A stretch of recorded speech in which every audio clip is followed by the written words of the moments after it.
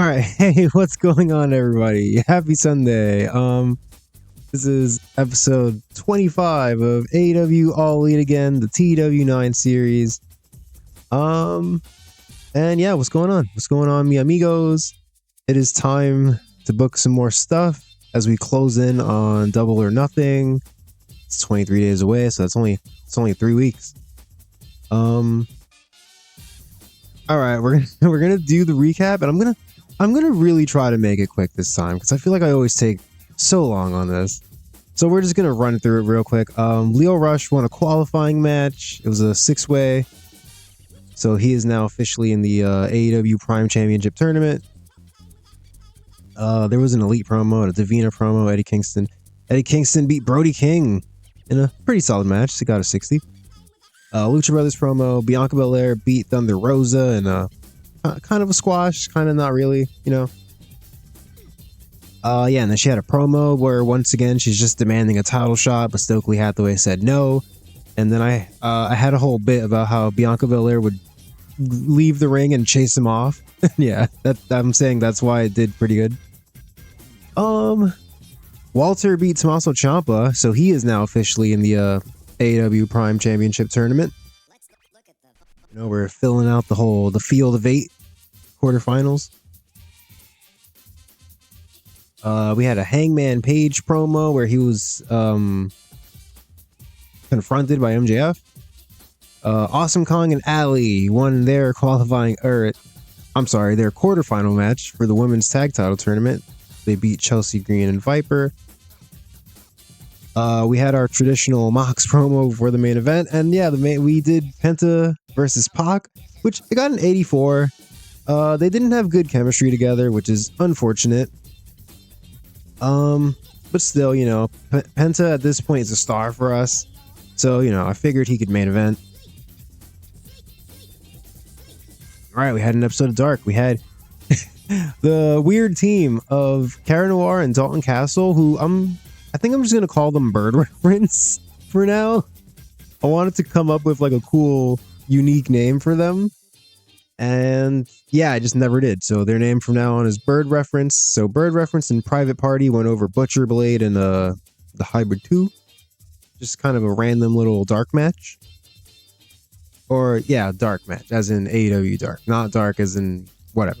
We had a Leo Rush promo. Kenta Miyahara and Wagner Tercero beat Black Death. Walter could have promo about the tournament. You can see here that I didn't even bother to write anything, just Walter, tournament, etc. We had an Odeo Tai promo. I figured they're talking about the women's tag title tournament. Yeah, and then main event, Kenny Omega versus Ricky Starks. Ricky Starks, we really need to get him out of dev. 69, you know. Yeah, I feel like at some point we're gonna have to bring him up. All right, yeah, then we had another episode of Dynamite. We opened the show with a Death Riders promo, which is what I just decided we're calling Mox, Pac, and Shingo the Death Riders now. Once again, couldn't come up with a name for them. Yeah, then Claudio beat Psycho Clown to qualify for the AEW Prime Championship tournament. This was Psycho Clown's debut. Just, you know, didn't really know what to do with him, but I do like him. So I figured he can just be a guy that has random cool matches. That's fine, right? We had a backstage promo where the Lucha Brothers and Elite, yeah, they're boys now. Once again, they're cool with each other. MJF and Jonah Rock squashed these guys. We had an angle where MJF cut a promo, and then Cody Rhodes came out and also cut a promo. Kenzo Miyahara beat James Storm in singles action. Adam Page cut a promo to fill time on the show. All right. We had Cody Rhodes win his qualifying match for the AEW Prime Championship tournament. It was a fatal 4-way, which also included Lance Archer, Jimmy Jacobs, and Eddie Kingston. I'm pretty sure I had Punishment Martinez interfere and attack Eddie Kingston, and I had Cody get the win over Lance Archer. We had a Stokely promo where he's just kind of running down Bianca Belair and Davina Rose, Mia Yim, Just everyone, just all the haters. And then speaking of, we had Davina Rose and Mia Yim take on the Odayo Tai team of Hana Kimura and Martina. This was a quarterfinal match in the women's tag team title tournament. So Davina Rose and Mia Yim are going to the semis. After the match, we did an angle where, I had respect being shown between the teams. So yeah, Davina and Mia Yim shaking hands with Hana Kimura and Martina, giving them their props. And yeah, I Kagetsu, Hazuki, Rina Yamashita, they don't like this. They're beside themselves outside the ring. They don't like it. And yeah, then once again, more Lucha Brothers in the main event. We had the Lucha Brothers take on Pac and Shingo, and they won the match by DQ when Jon Moxley interfered and attacked Penta, which led to a big brawl between the Death Riders, the Lucha Brothers, the Elite, Proud and Powerful. And then Penta got on the mic and said, Jon Moxley, I want you next week. I don't care if it's for the championship.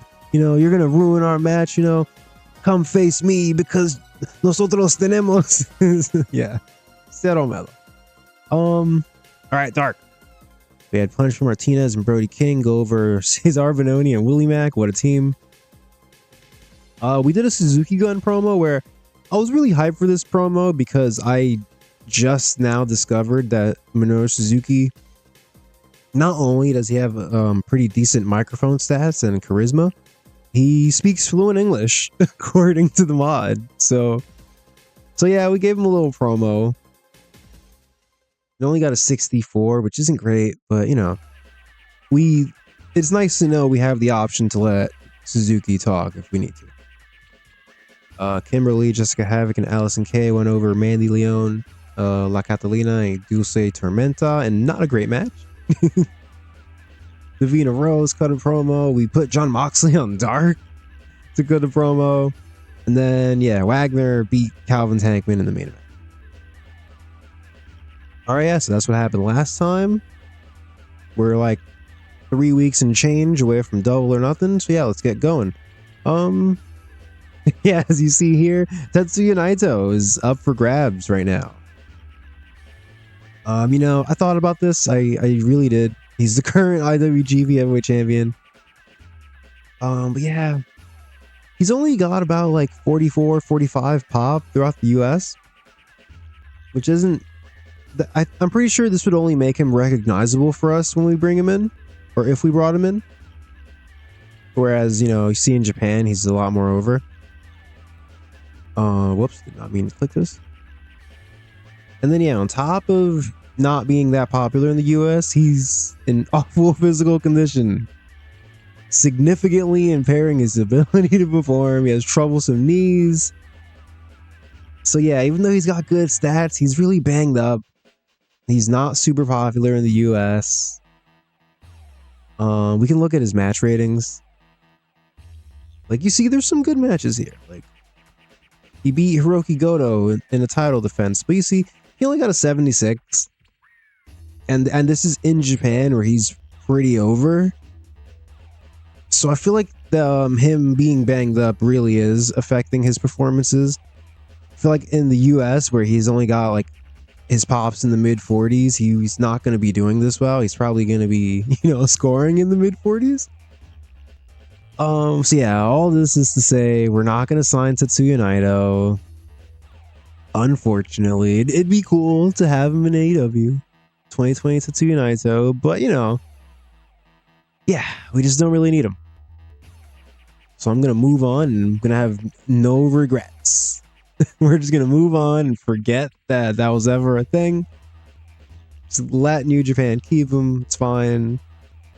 We've got our guys, we're doing good. Hold on a second, everybody.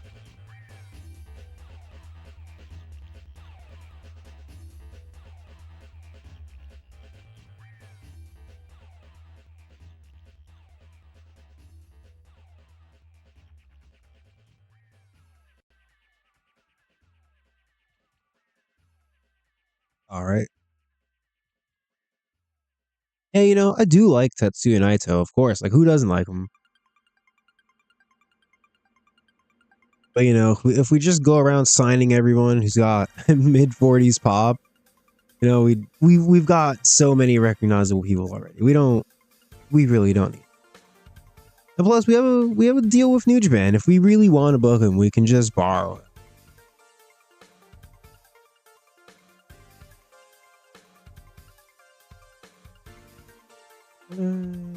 Danny Limelight is in wrestling and Wrestle 1. That's cool.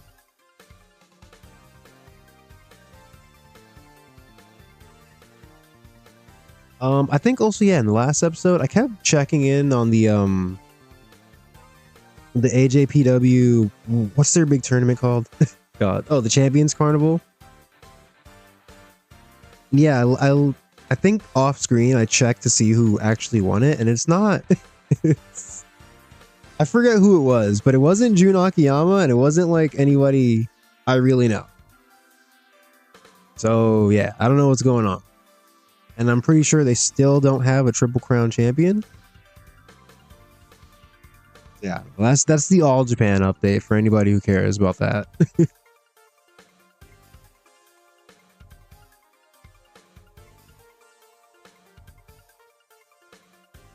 No, no, no, no. Yeah, get out of here, Willie Ray. Oh, Takashi Sugeta's retiring. Oh, all right. All right, RIP, retire in peace.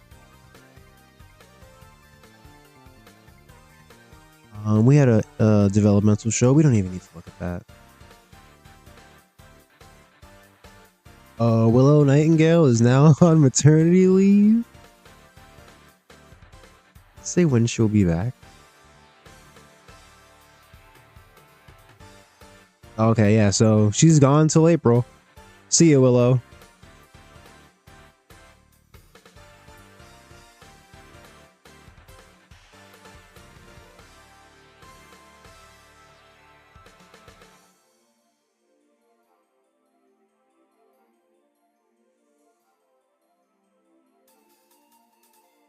Right.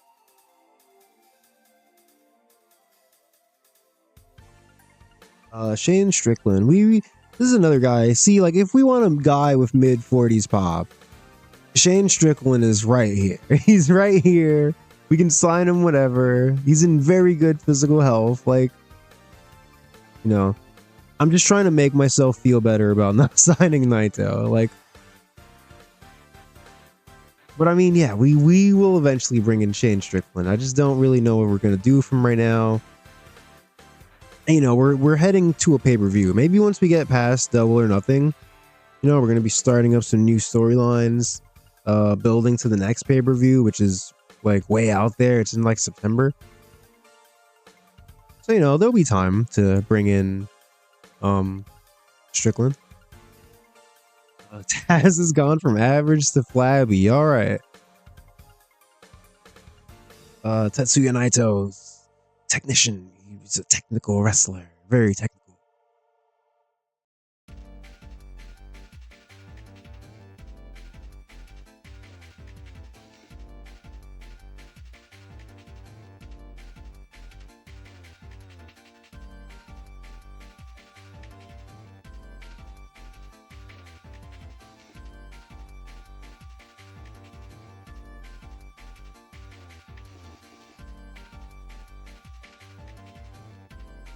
I mean, yeah, and speaking of pay-per-views, AEW World's End is tomorrow? Yeah, tomorrow. Yeah, I'm pretty hyped for that. Like, we're getting Okada versus Takashita, Moxley versus Kyle Fletcher, then the finals of the Continental Classic. The world title, the Fatal 4-Way should be good. I genuinely don't know like who's gonna win.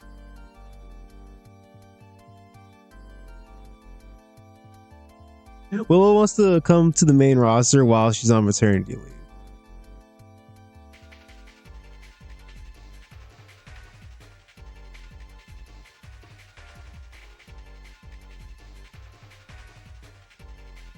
Yeah, I'm really looking forward to the pay-per-view. I didn't watch Dynamite or Collision this week. I was, you know, they were on freaking Christmas Eve and Christmas Day, so I was a little bit busy doing stuff.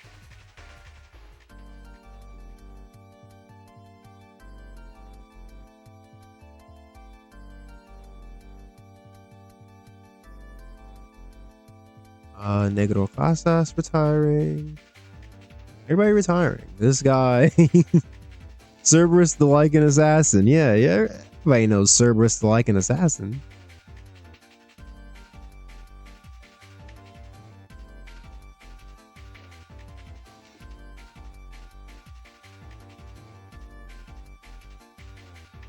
Oh, Noah Crisis.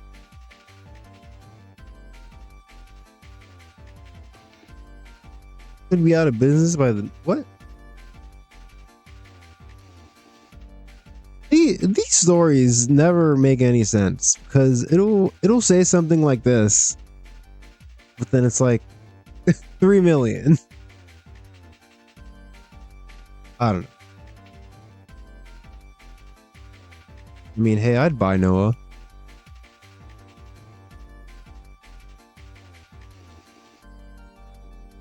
I don't know what I would do with them, but I'd buy them. Just keep them as our Japanese developmental.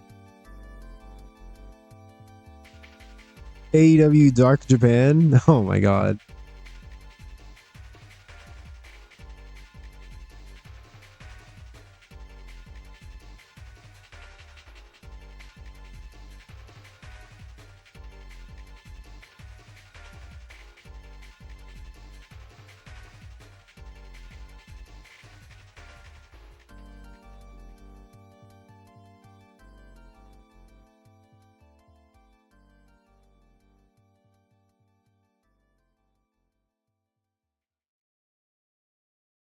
Tracy Williams is more muscular now. All right, he's getting ready for his big Dark Order push. Yeah, we got to figure out a way to get him in there too. Just want all the Chikara guys to be in one group, plus Chris Brooks.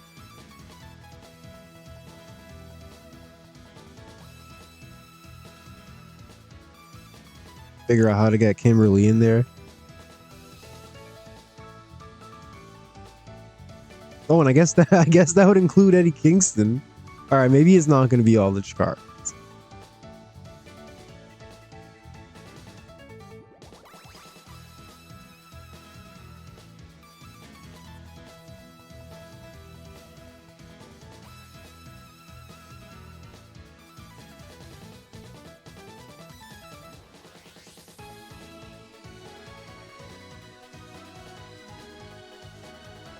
All right, I'm assuming this is based on a real life thing that happened because this is very specific.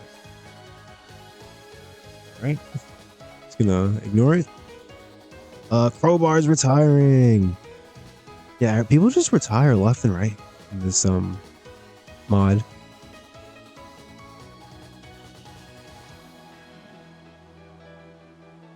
Yu-Gi-Oh! Naya holding a press conference.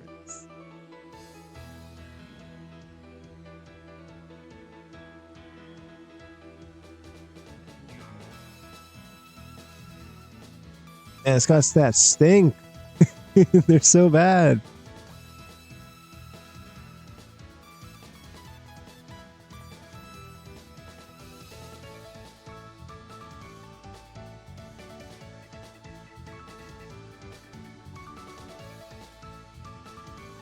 Right, it's Wednesday. It's time to book Dynamite. Before we get to that though, let me just show you guys real quick.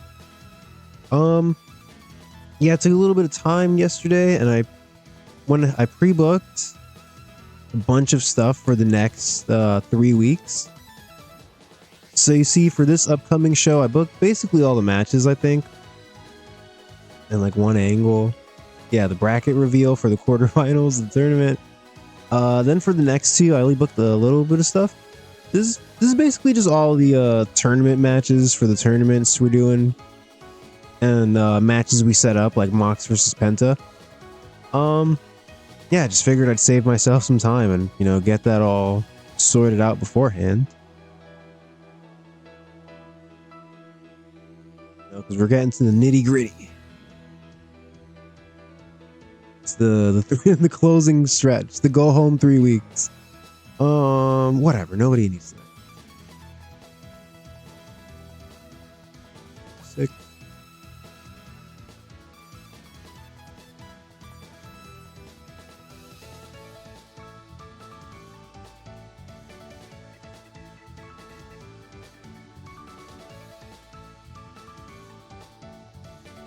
Let's go somewhere in the Midwest. St. Louis, Missouri. Sure. Missouri.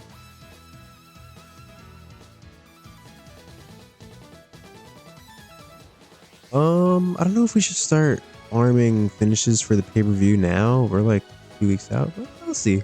We can get like a bunch of near certainties. That'd be cool. Safe bet. All right, that's good. Safe bet with Mac Jackson's the victor.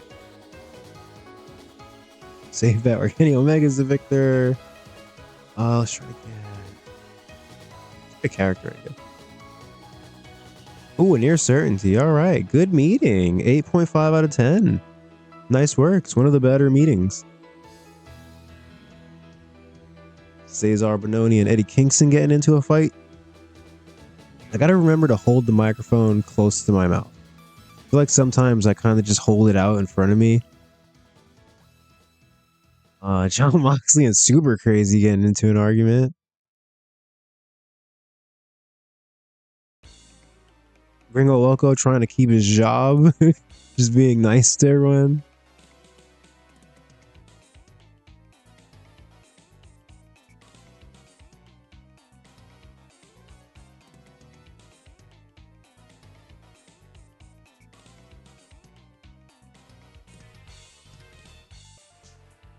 All right, it's time for Dynamite.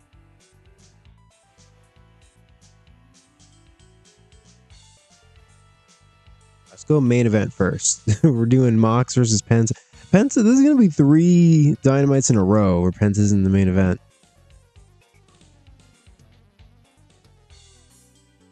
Really pushing the Lucha Brothers. Yeah, we're going to give them 18 minutes. It's going to be a regular match. I've got Mox tainted finish. I didn't bother doing any like interference or anything. Just, you know, I feel like we keep doing interference endings, so we're just gonna have him win the match on his own, but he's gonna cheat. So, you know, whether that's like he's holding the ropes with the pin or the low blows Penta behind the referee's back, maybe. Yeah, 18 minutes. Show me what you got. Non-title.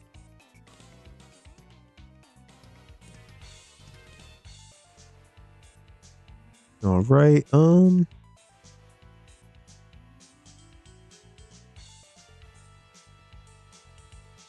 You know, I feel like Claudio versus Zack Sabre Jr. makes sense as the co-main, like, or the second to last match, just based on popularity.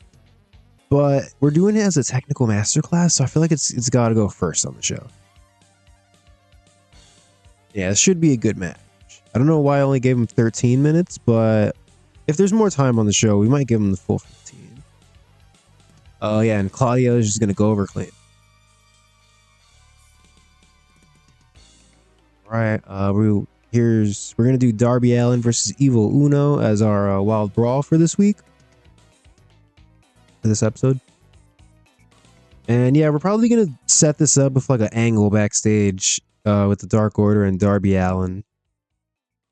Or, you know, the general story is just that Ultramantis Black is getting more and more desperate and annoyed with Evil Uno and Stu Grayson, because, you know, they're just not living up to the Dark Order name. You know, they're not pleasing the Exalted One. Oh yeah, you see we put Chris Brooks at ringside too.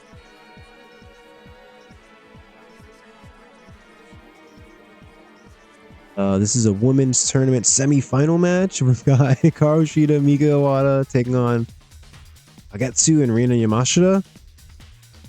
This is this is gonna be a bit of a weird match.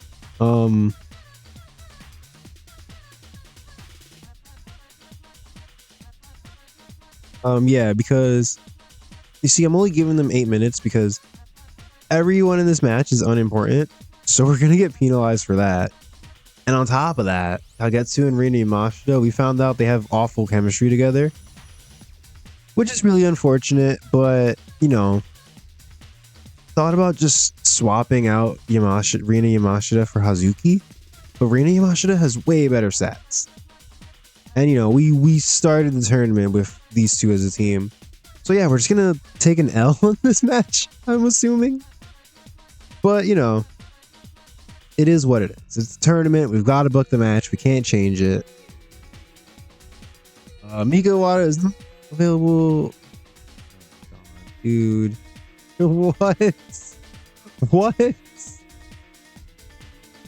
Injured?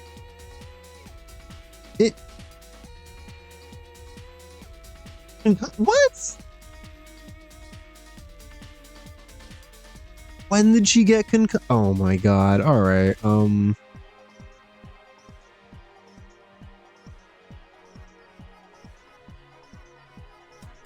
She's going to be back this week.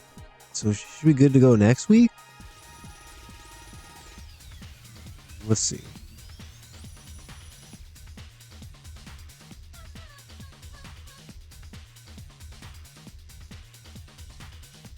We could just delay the semifinals of the women's tournament. Just have this match take place next week and this match take place on the go home show before the pay-per-view. And I guess that's fine. All right. So we're gonna have to figure out a women's match for this show. Right, in the Prime tournament, we've got MJF.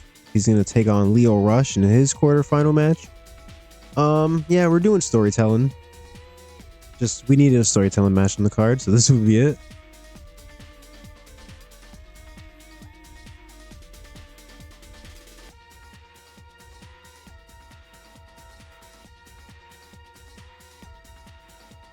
Yeah, and we're going, MJF's going to advance to the semifinals with a tainted finish.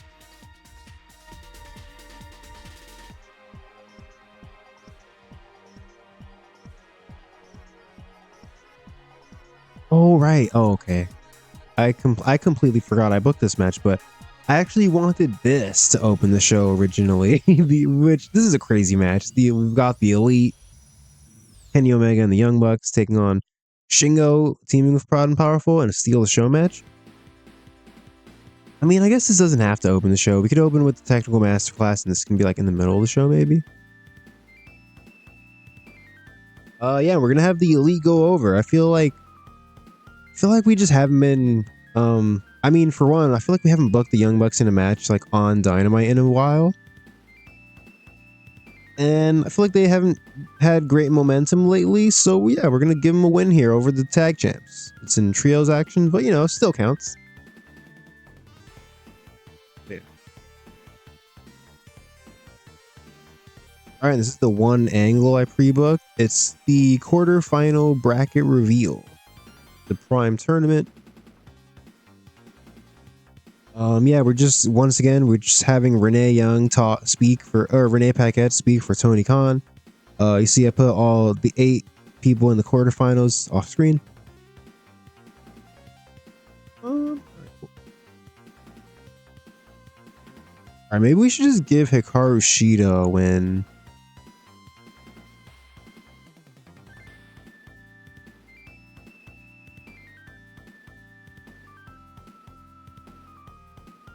This is like most of the show, but only 31 more minutes. All right, so let's give Hikaru Shida a match.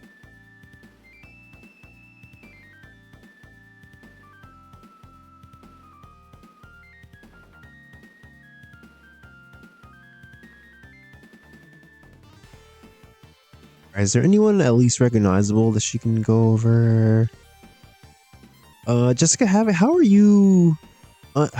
She was recognizable before, and we gave them a win the last time we booked them. How are you unimportant? Guess her momentum? Oh, Kimberly's also unimportant? Jesus, man. All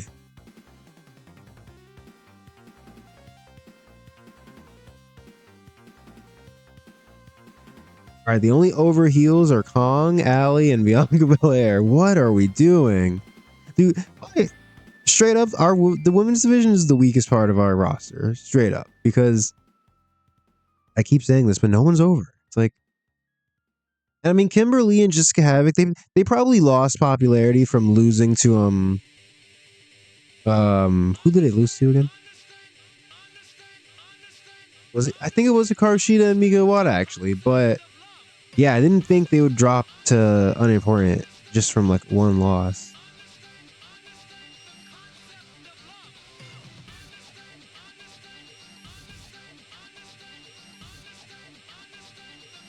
All right, we're gonna pivot.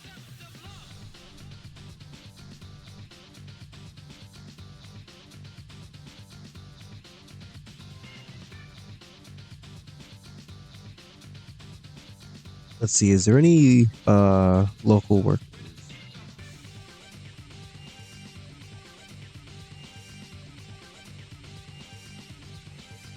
There's Abaddon, who is not over at all. Cameron. Is this like, no, this isn't WWE Cameron. And Quinn McKay, who is retired. Okay.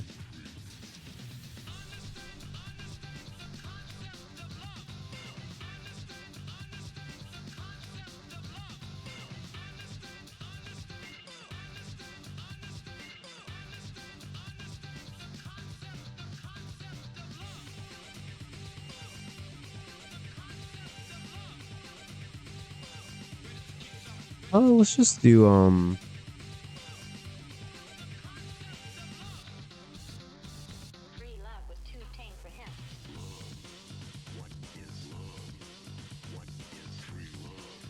Amy, Trish Adora, and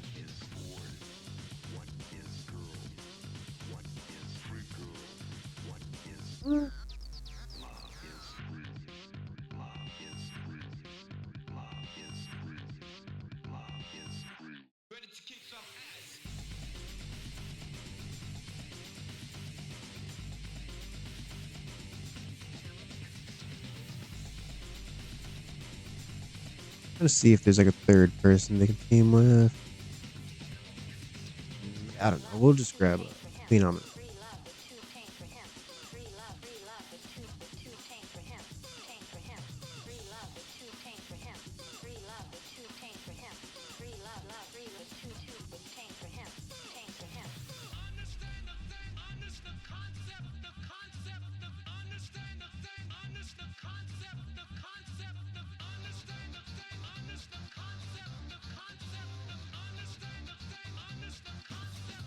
All right, just, you know, delaying the tournament a little bit, but we want to keep want to hopefully try to get Hikaru Shida at least a little bit more pop, even though they're all unimportant.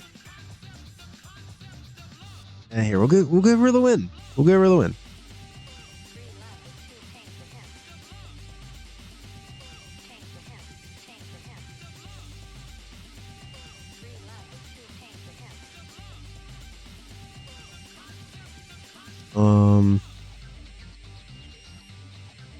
Let's see. I know she has very warm momentum, but maybe we can like use.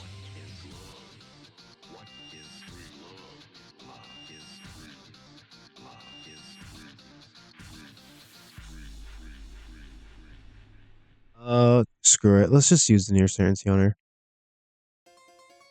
All right, she's hot momentum. Gonna win this match. Hopefully, gain some popularity. All right, cool.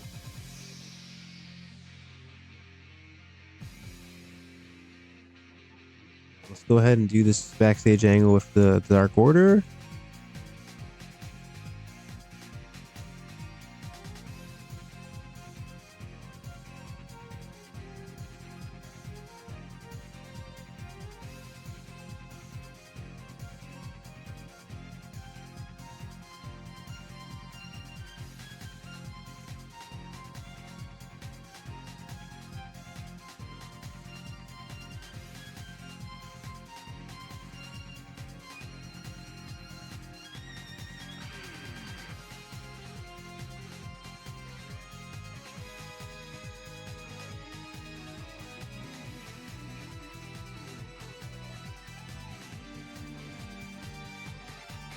Yeah, we're just gonna have basically it's gonna be Ultramantis Black is backstage. Here we're gonna do Denise Salcedo interviewer. Yeah, and he's basically just running down Evil Uno and Stu Grayson, talking about, you know, how can the members of the Dark Order be so impotent, so useless?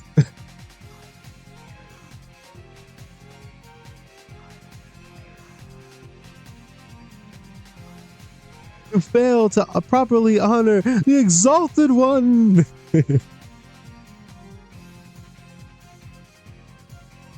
he's giving them the third degree, and we're gonna have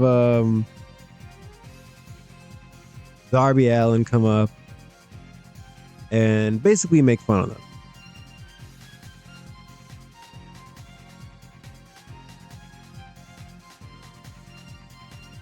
And yeah, then, you know, Ultraman's Black is gonna be like, we'll show you. And yeah, that sets up Evil Uno versus Darby Allin.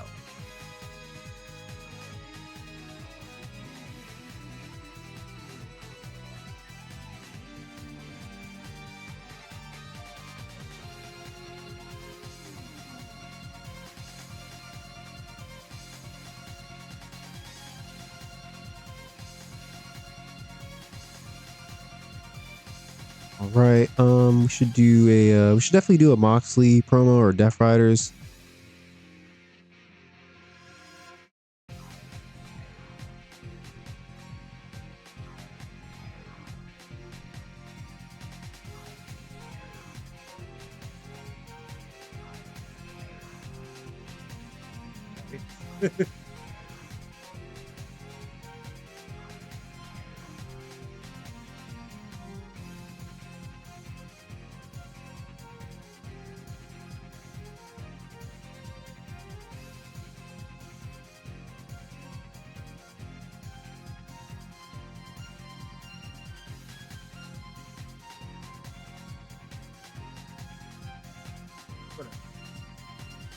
I cannot type.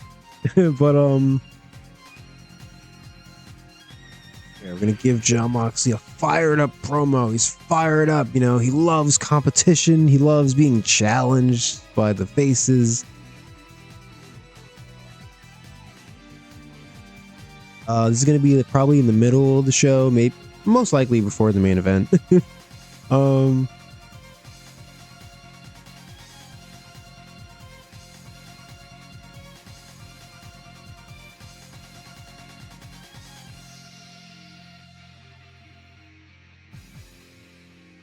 Here, we're just gonna do Penta and Kenny. We don't have to do the Young Bucks.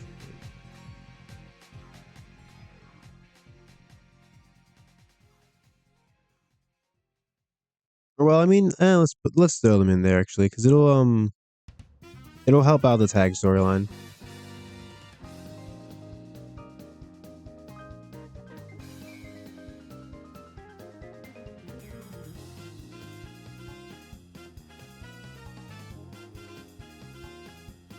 Let's get a Kenny Omega promo. Here, we'll do it in the ring. Hype.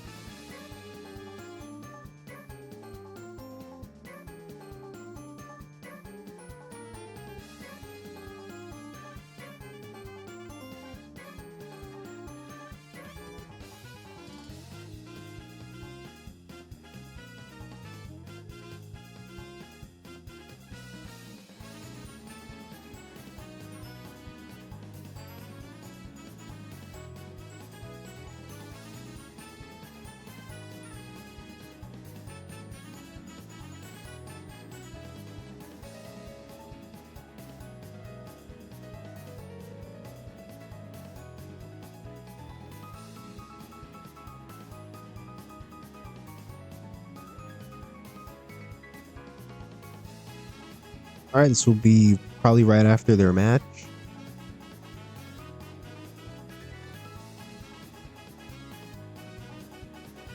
Let's see. Let's get this in some kind of order. You know what? Maybe we should open with this.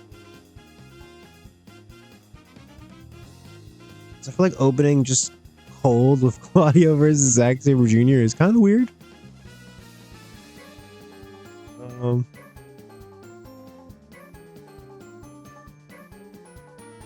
Here, we'll do the quarterfinal bracket reveal thing.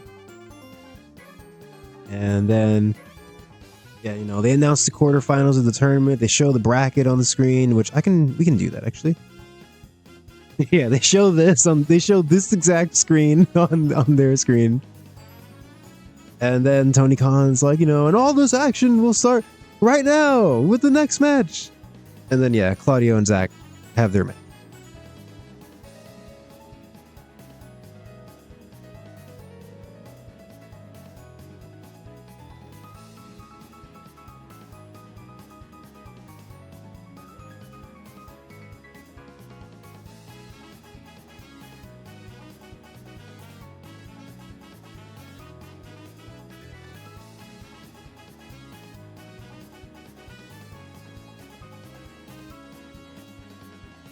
Let's do a Cody Rhodes promo. Cody Rhodes is going to get interviewed by Renee about we saw the brackets for the AEW Prime Championship tournament earlier on tonight's show, and yeah, as it turns out, you're going to be facing your good friend Adam Page in the quarterfinals of the tournament. How do you feel? Then yeah, Cody, he's gonna put over Adam Page as a wrestler and as his buddy, and basically say, like, you know, may the best man win.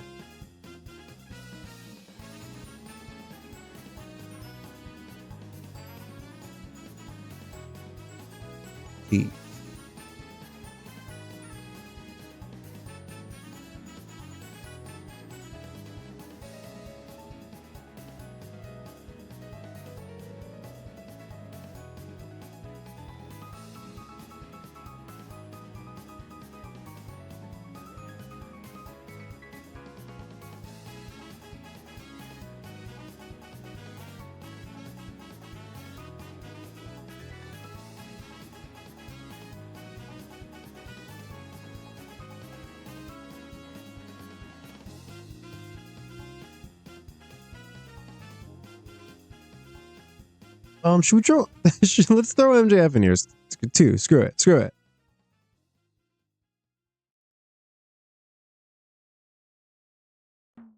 Is this one backstage? Yeah.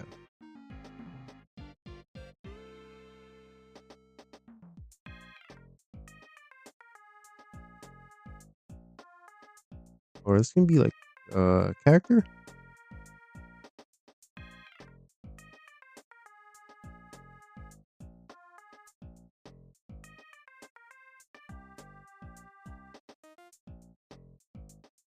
Yeah, it's like you could have MJF or not off. Cody's not off screen.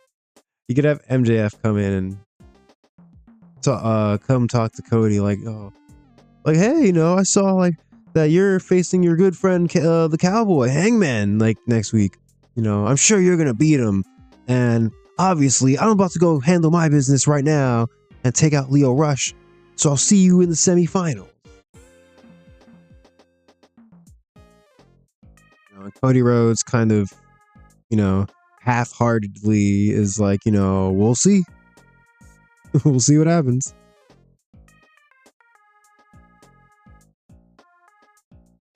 So this can go right before the MJF match. I need to change his name in the game to MJF because I feel like when I'm trying to look for him a lot of the times, I'll press MJ instead of MAX.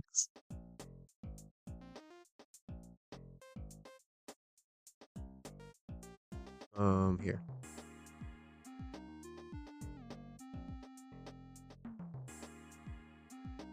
Plus MJF.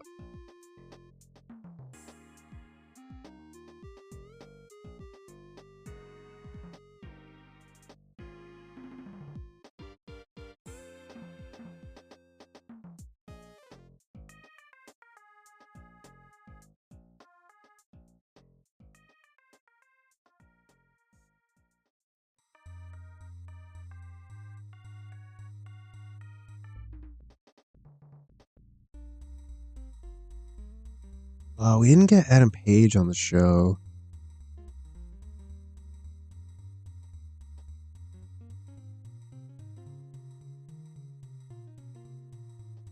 mean, he can also just cut a promo if anything. Is Ray Phoenix not like... Here, we'll just put him at ringside. Whatever. Yeah, we're not gonna have Ray Phoenix just cut his own promo. Although I guess it would make sense for Penta to have a promo.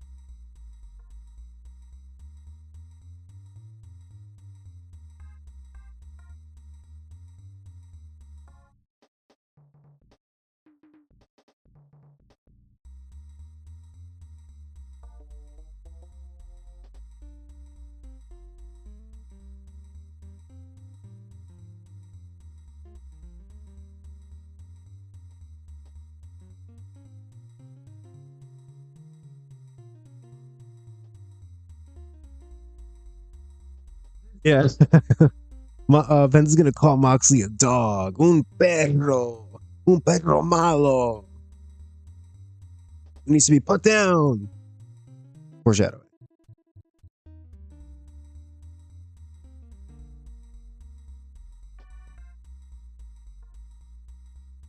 Perro feo.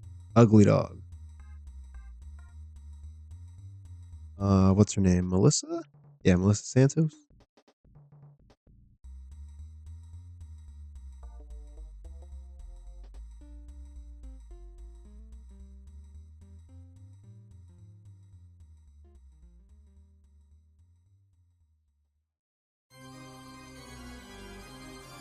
John Moxley, Hawk, talking about all of them.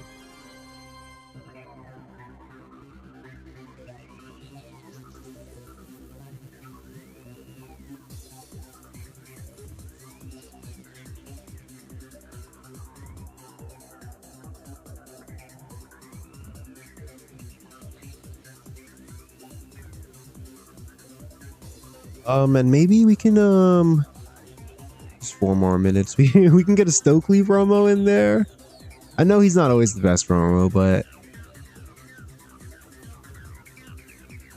I mean, it's either a Stokely promo or a Bianca Belair promo. I mean, Davina Rose could get a promo after her match. What other matches are? Oh, Walter and Wagner.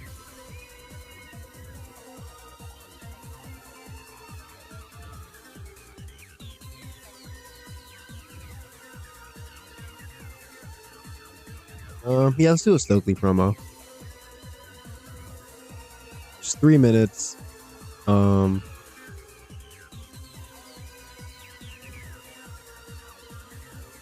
Tease.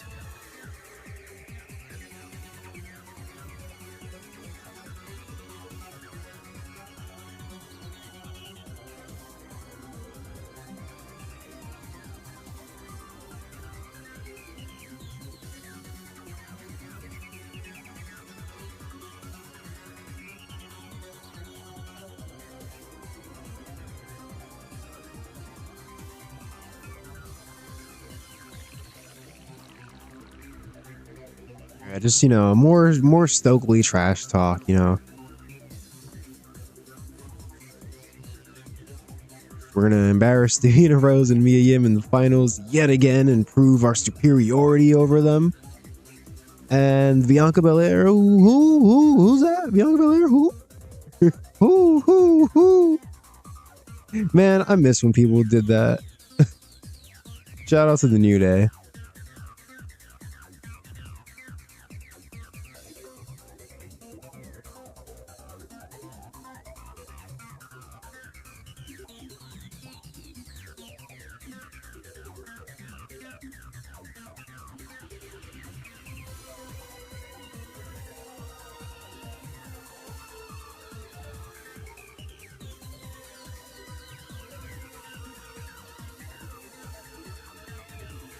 Davina Rose, me. Oh yeah, Bianca Belair.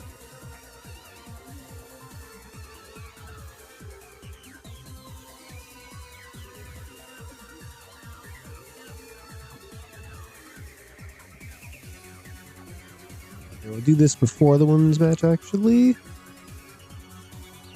Yeah, this is a solid looking card, I must say. We're gonna start hot with friggin' crazy trios match. Did we miss anything, by the way? Like, alright, this is all pre-booked stuff. This isn't like, we're not missing like a wild brawl or anything. Oh, we never got Adam Page on the show.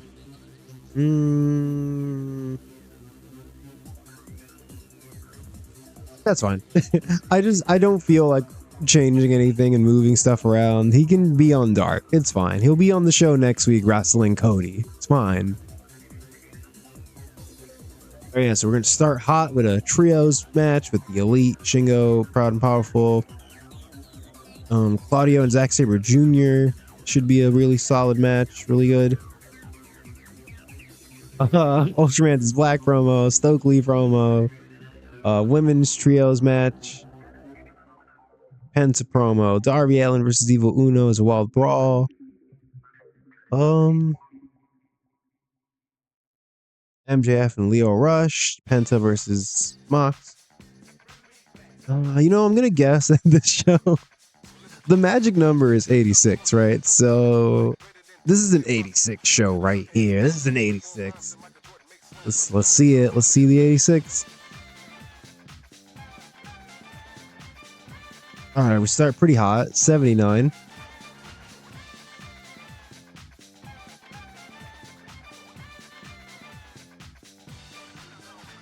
Oh, the world title scene lost heat, but the tag titles gained.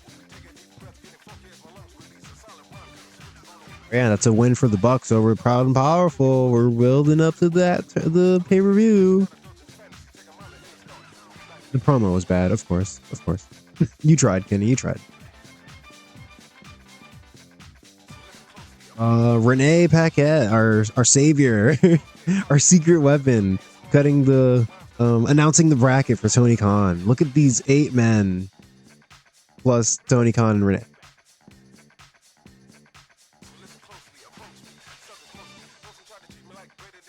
Oh yeah, and if we go from announcing the bracket straight into tournament action, and yeah, as I predicted, freaking, of course, a technical masterclass between these two is gonna do well. Of course.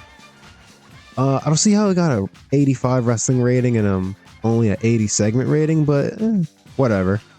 Yeah, they have great chemistry. Good. Yeah, it's a technical masterclass, and he beat him with an uppercut. Or excuse me, a European. Not great, not great. Oh yeah, the part with Darby Allin actually did worse. I didn't even check if he has promo skills.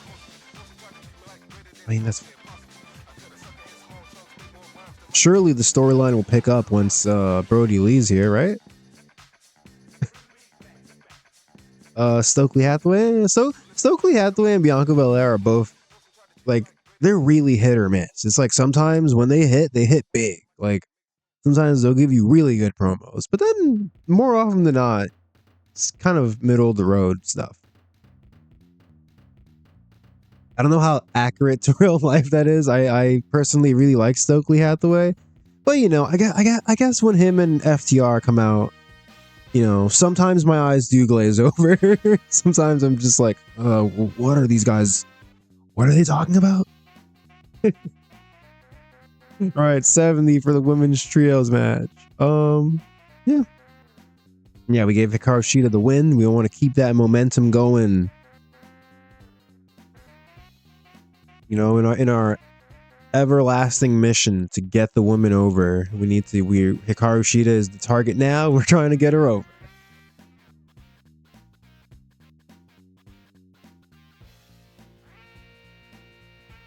Right. Penta promo, pretty decent, 64.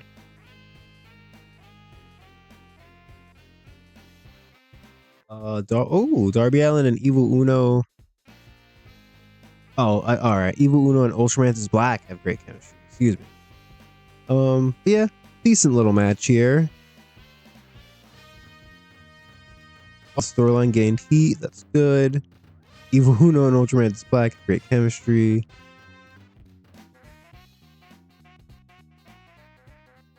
We have the Cody segment with MJF. Excuse me. Gets an 85.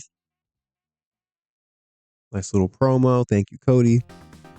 All hail King Cody. Only a 70. I'm a little like underwhelmed by this. I'm not gonna lie. I thought it'd be better, but you know, MJF, like we've been saying this since the start of this save. He's still like developing, I guess. Like, let's look at his stats now. Yeah, only 5 years of experience. It's crazy that he's this young. Yeah, he's only at 23 experience, but he's got great psychology, great basics, consistency. He's gotten pretty over.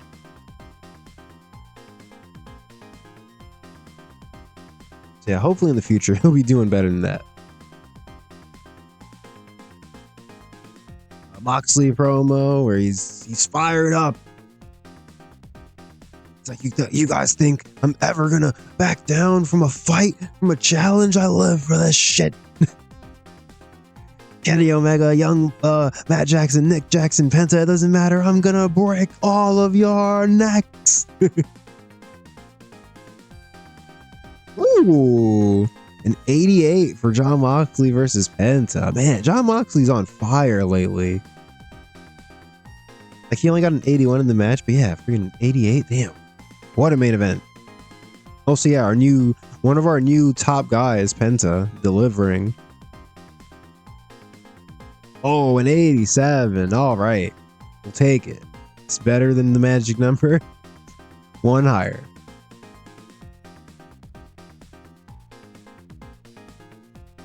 Yeah, we got the angle bonus. All right, it's time to book some dark.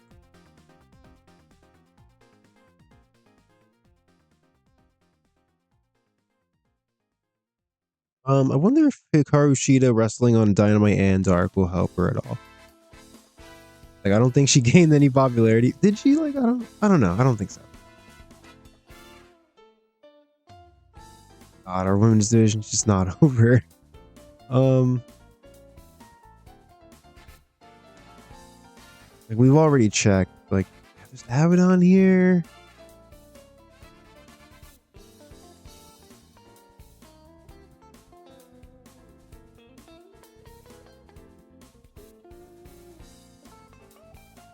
Screw it. Well, let's actually get Abaddon. You know, Abaddon was someone in real life that obviously the look's cool. Obviously the entrance was really good. Not great aside from that. Like, a real entrance merchant, if there ever was one. Right up there with Karrion Kross. Who else? Cara Noir. You know, a cool entrance, not much else to offer. No offense. If you're like an Abaddon fan, I'm not trying to just be mean. Just, I'm just being opinionated, as I'm a wrestling fan.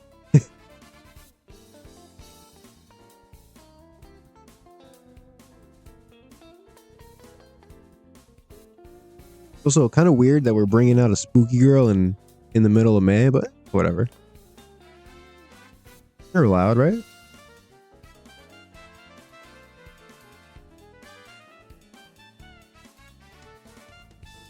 Yeah, we're gonna do a Hangman promo on Dark.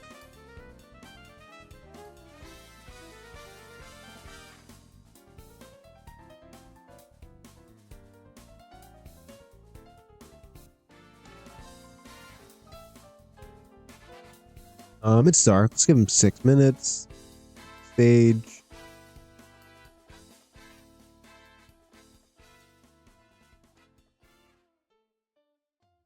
Oh yeah, H. I mean A.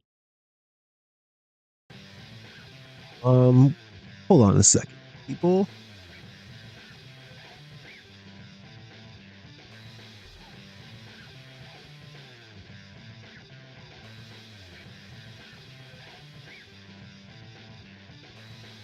All right, sorry about that. Oh yeah, we'll do Adam Page, Melissa Santos. Cody off screen.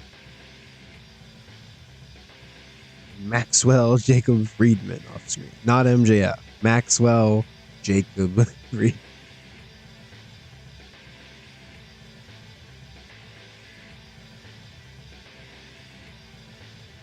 Let's give. Ooh, I just had somebody in mind.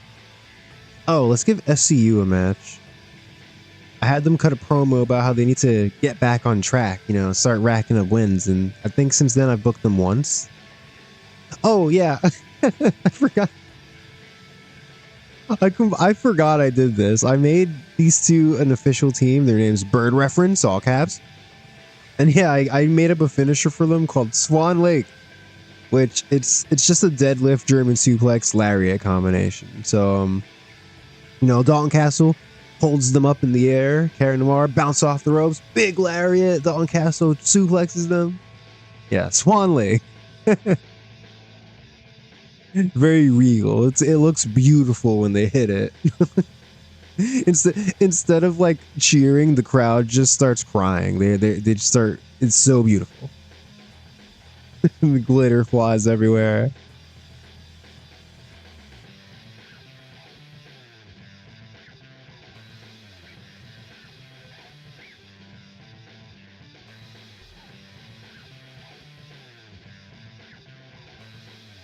What if we do?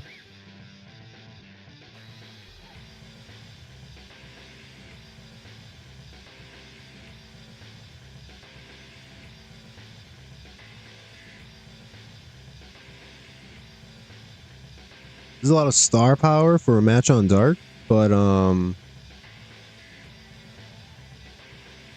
never mind. James Storm isn't here. I don't really want to. I don't want to have Minosuke lose on Dark right now. Who can they beat?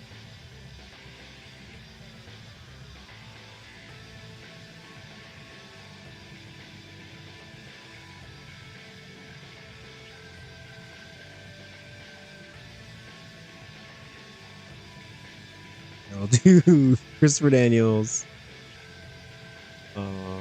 Scorpio, Frankie Kazarian,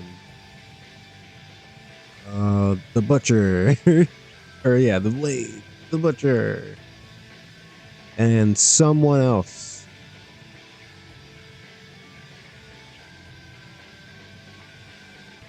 Oh my God! You know who they can team with? Oh, he's not. Oh, yes, he is. Yes, he is. Yeah, Psycho Clown. Yeah, that's a team right there.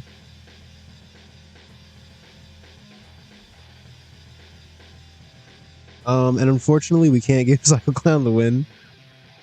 Let's Daniel's the win. He's like the main one, right? We're gonna have this be an open match. Get some work in, Psycho Clown. Hit some moves.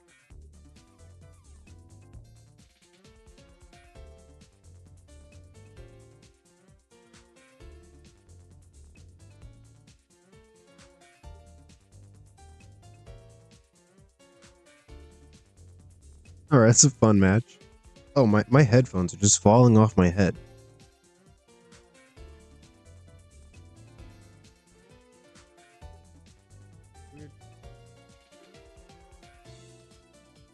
All right, what else can we do?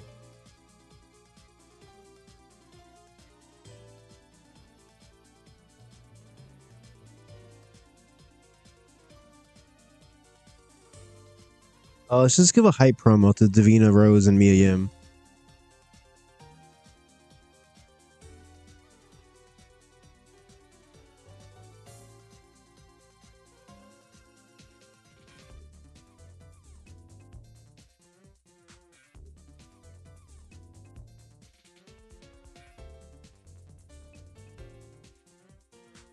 Yeah, very misogynistic though to call to refer to them as Stokely and his O's. Not very woke. Mia Yim can also talk, but the promos are better when it's just.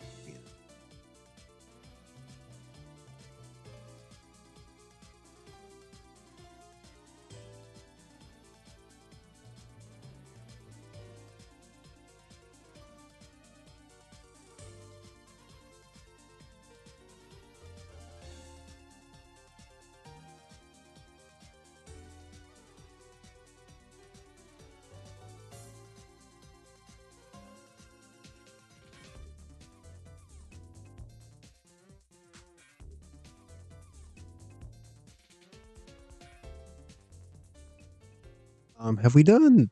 Let's see. I mean, she's unrecognizable now, but have we done this match? Oh no, they were in the battle royal together. Okay, this is gonna be a good match.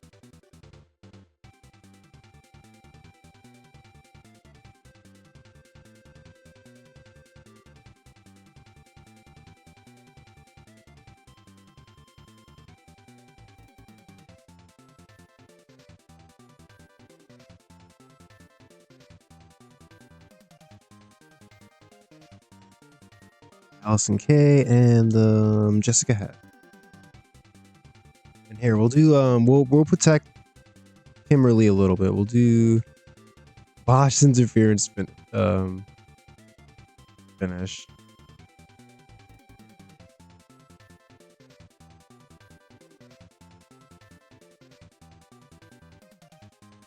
Yeah, it's like Bianca Belair. Really, it's like 3-on-1. Also, they're both heels, but that doesn't matter. Nobody cares.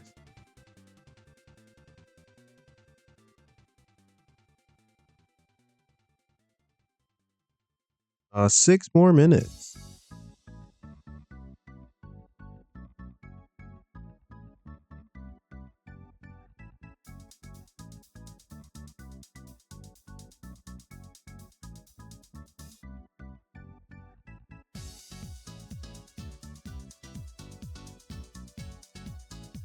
I was gonna give him another promo, but it's fine.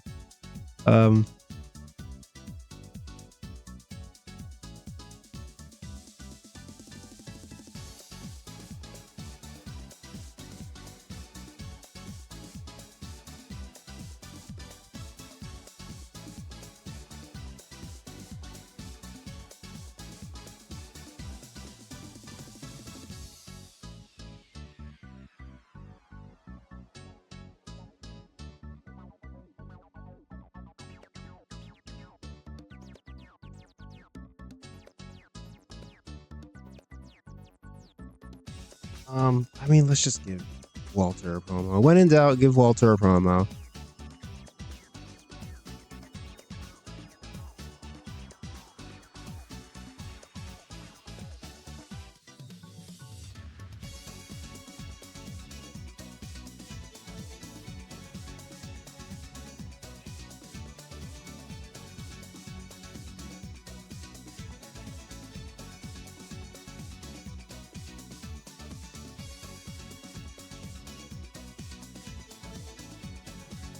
I don't even know if I use that word correctly. Steadfast? Walter remains steadfast in this claim. Yeah. Any grammar homies out there? Any word users?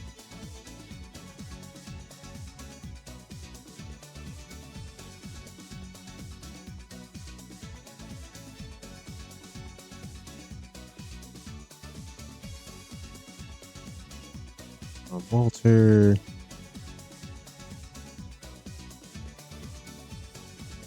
Here, but he'll be talking about the faces. More generic promo from Walter.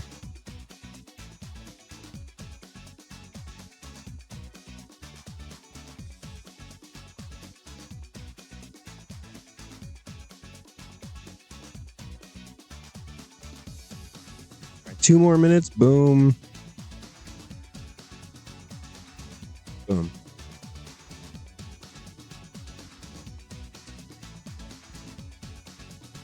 Hey, all right. Who knows how the Stark's gonna do? I don't know. 70. Oh, they don't seem to click. Damn. And an abysmal match. Okay, note to self: never book Abaddon ever again. Or at least not until she's developed a little more. Davina Rose promo gets a 70. SCU taking on my new favorite trio of Psycho Clown and Butcher and the Blade. It's a 67. You know, this is a fun team. There could be something here. There's something. There's a theme there.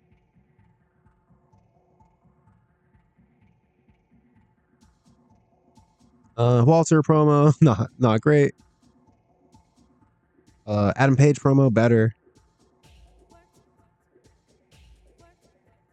All right, in the main event, wow, white hot crowd for this. Bianca Belair beats Kimberly by submit. Why did she beat everyone by submission? Did they not like give her a finisher? I should check that. 69. We were off by 1. Okay. All right, we made 1.5 million. Okay, we're popular.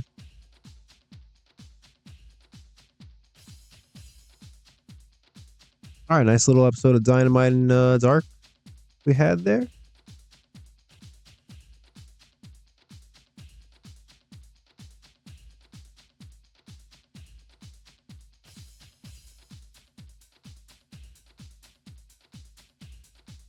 Man, I can't as much as I love booking the Lucha Brothers, the Young Bucks, and Proud and Powerful. It's gonna be cool once we get past the pay-per-view and we can finally start getting other teams in the title picture, because it's been the same 3 teams feuding for the title like in basically for the entirety of the save. And, it was intentional that we did that, but it's it's time.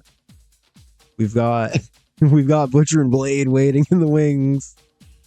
We've got Butcher and Psycho Clown coming for the belts. Dragon Gate wants to book Howlin' Angels and Blake Christian. 8 million viewers. Claudio says MJF's the star in the making. Cool.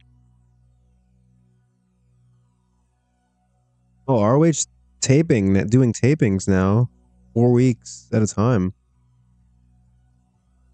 49.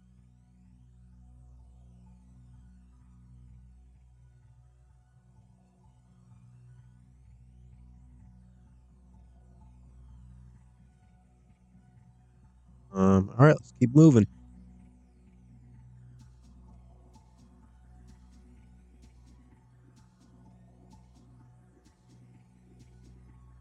Man, I've been this is like a side note. This has nothing to do with TEW. But I've been looking into buying Lucha Mask. I got one recently, which I ordered it in like early November, hoping I would get it before Halloween. I figured I would wear it at work, just to mess around. But it didn't get to me till like almost friggin' like late November. Do we want Charles Robinson? Oh, he's a good referee.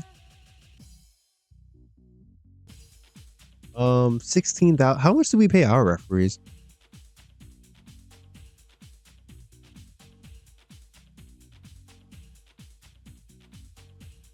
God, I suddenly cannot remember the name of a single referee. Oh, Bryce. Bryce Remsburg. How much do we pay you? We're paying him probably per show, so $100. All right, yeah, we're not signing Charles Robinson. Oh, this is the fake Laparca. Or I mean, RIP, but not the fake Laparca, but the AAA Laparca. Anyways, what was I saying? I got so distracted. I've been looking into Lucha Mask, and I really want a great Sasuke mask. I love great Sasuke. I want, and among others, like I'd like the Ultimo Dragon mask too. Oh, Dr. Wagner Jr. mask would be sick. But yeah, I was trying to look into Ultimo Dragon mask. I mean, great Sasuke, and man, I couldn't find anybody who makes like replicas making them. Oh, we can sign Don Callis.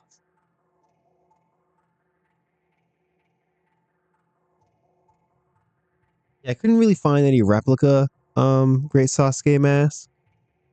But I've sat like there's like a lot on eBay, but they're so expensive, like $500 expensive. It's kind of insane. And a lot of them are like signed and stuff, and maybe like worn by great Sasuke. I want to say they some of them say they've been worn. But I'm just like, I don't think I have it in me to spend that much money on just a mask. Maybe if I was a pro wrestler and I needed it for work, but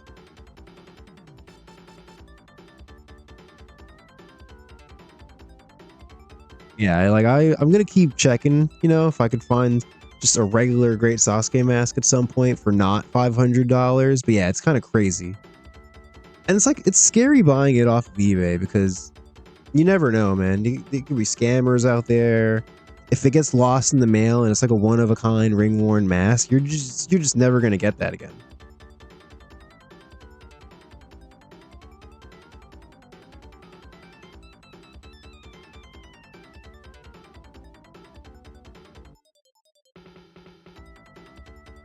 I did see one that was like $100 ish, like maybe a little more than 100, but it was like, oh, they're gonna pay him almost 30,000 per month. Wow.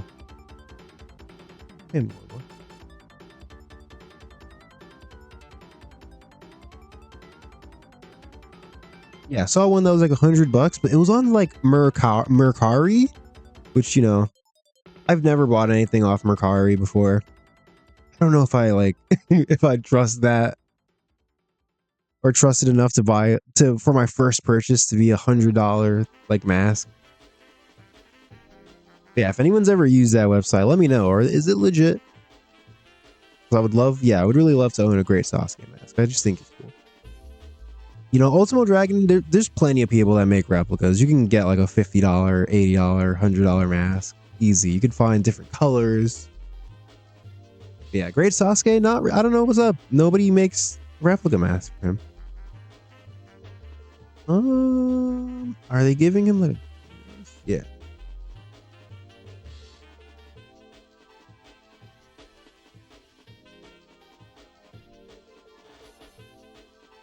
Oh yeah, I want Don Callis. I mean, he has the 100% heal attribute, which makes sense. It makes sense, right? It's Don Callis. But I was kind of thinking we could maybe get him to manage Kento Miyahara for a while. Because Kento Miyahara doesn't speak English at all, and I want to, I'm trying to get him over, so it wouldn't hurt for him to have a manager. Yeah, that's just one idea though. It's not definite. But it's something we can do with Don Callis.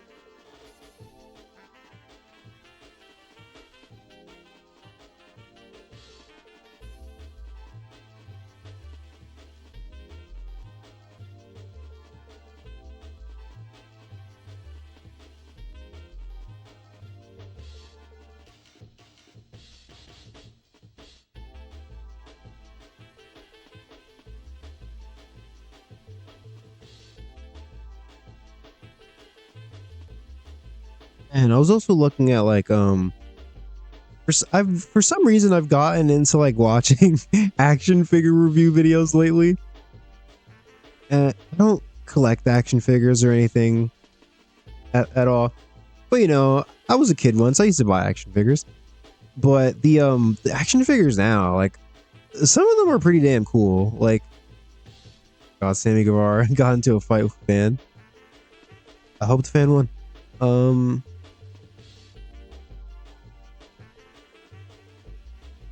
Yeah, I saw a Cyclops action figure that I was like, man, I would buy that if I had a place to put it. I'd totally get a Cyclops action figure. And I saw a Captain America one that kind of, I don't know if it's meant to look like the Marvel vs. Capcom Captain America, but the colors are really bright. It looks really nice. Although I have seen some new figures that also look kind of ass, I must say. They're off. Oh, Impact. Damn. All right, it's not being seriously considered. New Japan, not seriously considered. All right, cool.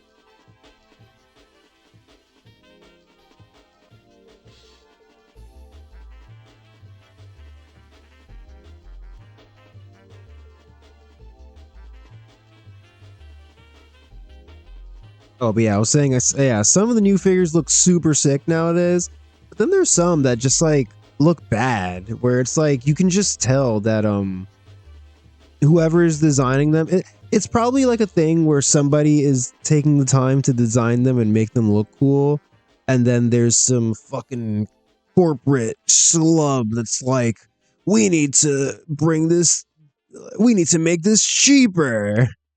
And then the toys get all mangled and they're like, oh, the toy doesn't need paint.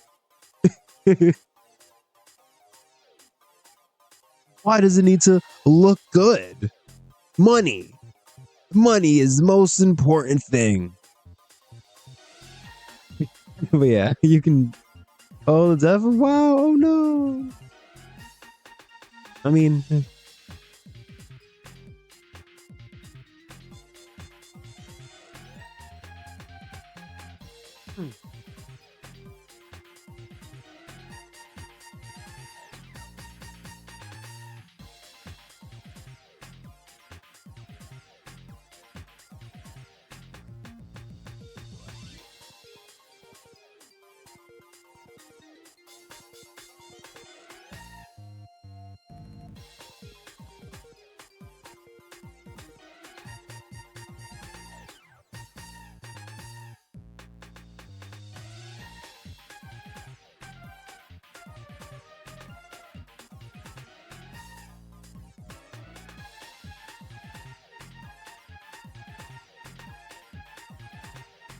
do we have Josh Alexander shortlisted? By the way, no.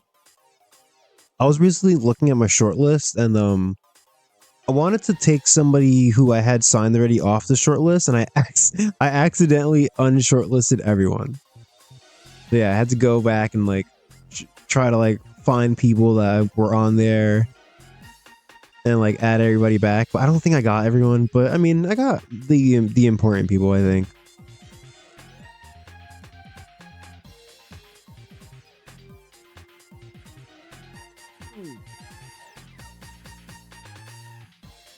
Oh my god, she got kicked out of her own group.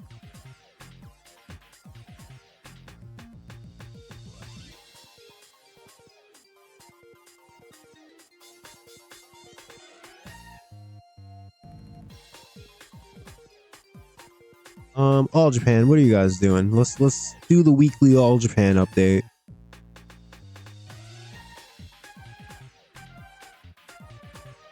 Still no champion.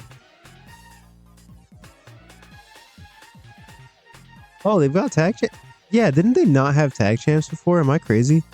Oh, it's these SAG titles. Yeah, why are they vacant? Yeah, and Suji Ishikawa won the Champions Carnival.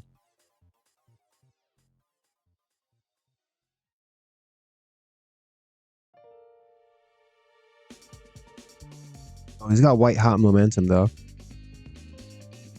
I mean, he's pretty over though. All right, yeah, I guess good choice. I don't know why in my mind I was like, it's got to be Jun Akiyama. It's got to be.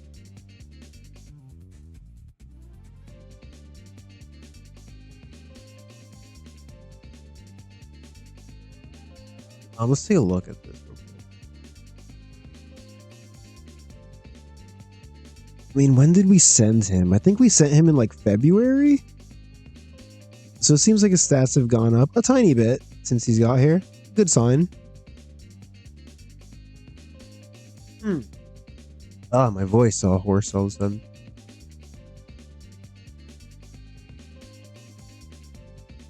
Yeah, they've got to get the triple crown on somebody. I don't know what they're doing over there.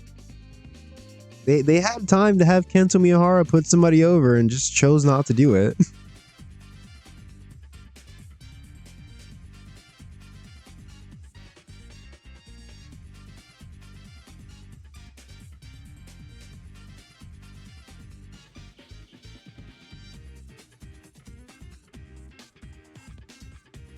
Oh, petty WWE. Let's see.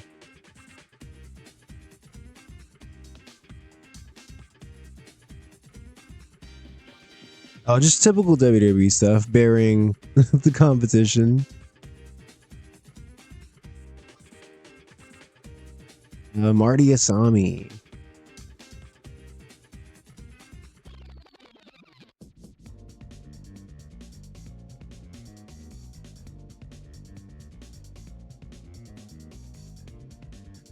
Oh, hey, Bobby Roode's here. Hey. You know, I don't want to spoil anything, but we're probably going to reunite Beer Money. Like that seems like the most obvious thing that we should do, signing Bobby Roode. Like honestly, I'll probably just throw him in Suzuki-gun, to be honest.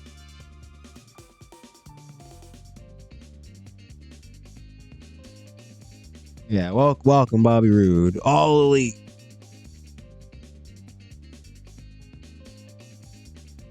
It is kind of crazy to think though that like we're gonna have like the Young Bucks, the Briscoes, the Lucha Brothers, Proud and Powerful, Beer Money, SCU, Dark Order. Like we're gonna have a crazy tag division. Bandito and Black Taurus, who I team sometimes. Cancel Me Hard and Wagner Jr. Or Wagner Bracero aren't. They're not an official tag team, but you know they're there. They're buds.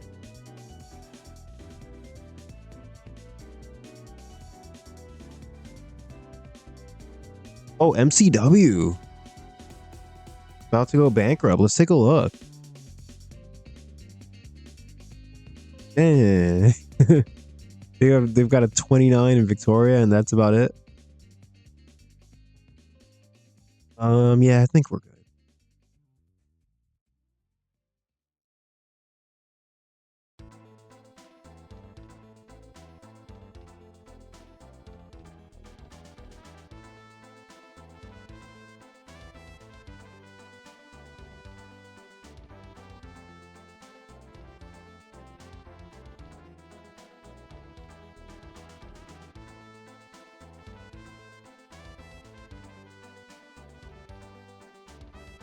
This guy doesn't have terrible stats, but also not great. Yeah, we're not going to buy this company.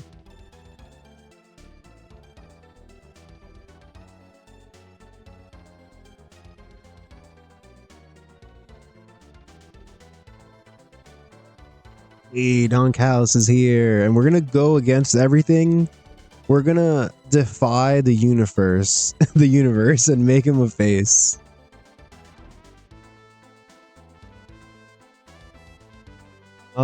Cause yeah, I think it would be nice to have somebody who can speak for Kento Miyahara. Since I really would like to get him over. And speaking of getting over, no, okay. I just wanted to check if she gained any pop from that dark match.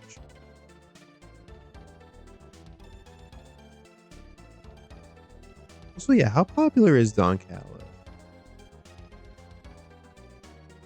Yet to get a perception rating. I mean, he's got a little something. So I mean, he doesn't.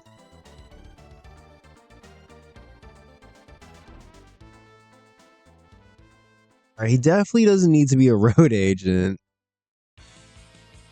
But I mean, he could stay as a manager, on-screen personality, and color commentator. That's fine. He's actually has pretty decent color commentary. I like to rotate commentators on Dark sometimes, so that's, you know, nice to have another option there.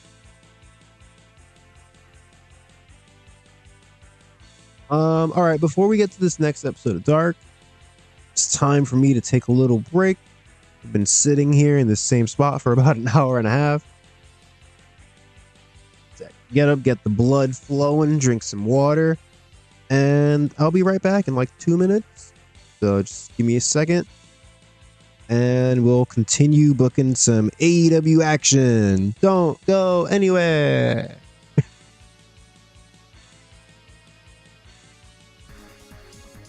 All right, we're back. It's time to book some Dynamite. Why am I yelling? Yeah, we got 87 last time, so you know what? We're gonna try to top that. We're gonna do it. We're gonna put in a real effort this time. No more funny business. No more joking around. It's time to get down to business. The pay-per-view's in 2 weeks. Shooting for like a 90. I mean, not Kenny. Cody Rhodes versus Adam Page is going to be the main event of the show, so I think it is very likely that it does very well.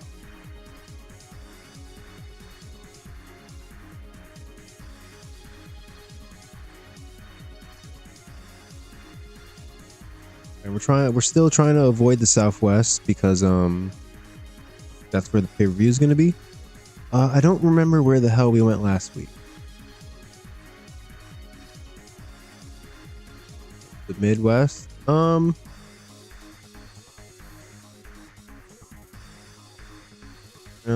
Southwest. Oh wait, no, we just said we were avoiding this. What am I doing? Mid-South is what I meant. We were just here pretty recently.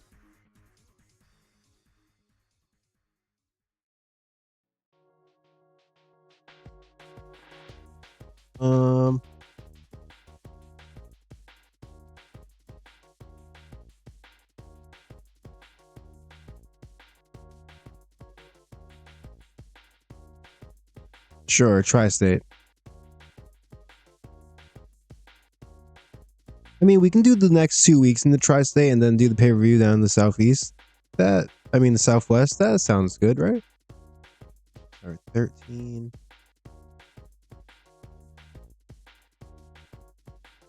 This place gets 13. Yeah, Western New York. The Blue Cross Arena.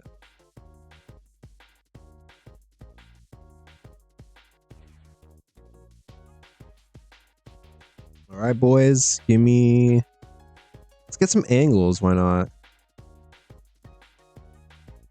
Nope. Never mind. Let's not get angles. Let's get finishes. Safe bet for Bianca Belair. Can we get non-specific ones? Likely for Davina.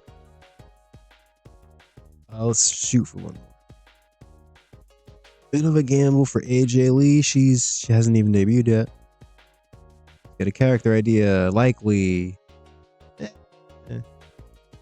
That's like a 6.5 meeting.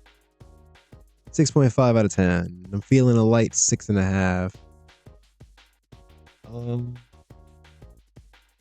Why do you want to be the enforcer? This is very random. Sure. Sure, why not?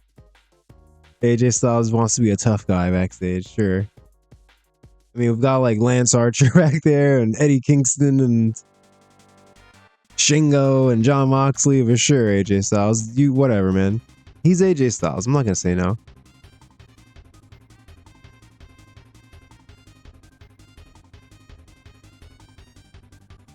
All right, we've got less stuff pre-booked for this show than the last one. But Miko Iwata being concussed last week actually helped us out because now we can move this match onto this show. We can just do both the women's semifinal matches on this show.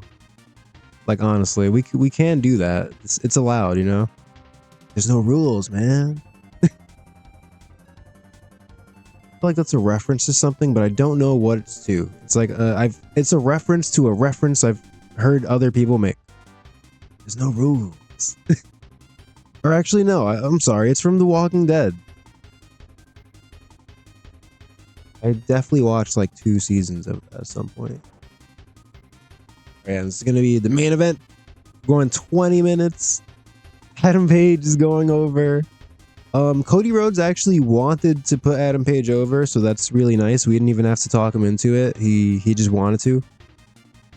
And we had an Adam Page creative finish. This match, I will be like disappointed if it gets under a 90. Like, it's set up to do really well. Yes, big main event.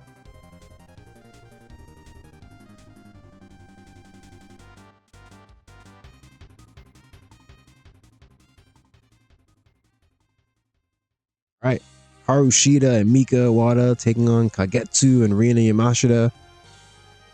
Giving them 8 minutes because no one's over. Again, these two have bad chemistry, but you know, for the sake of the tournament, let's go ahead and run it. Hikaru Shida is going to get the win over Rina Yamashita. So Hikaru and Mika want to move on to the finals.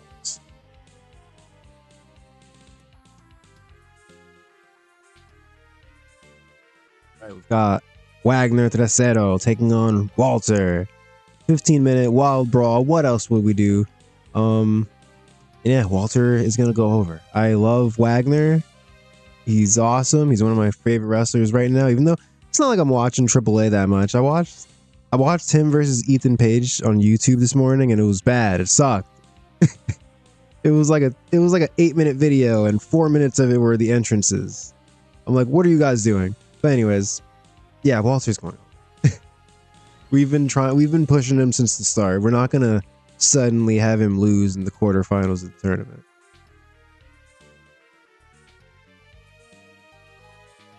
All right, more women's tournament action.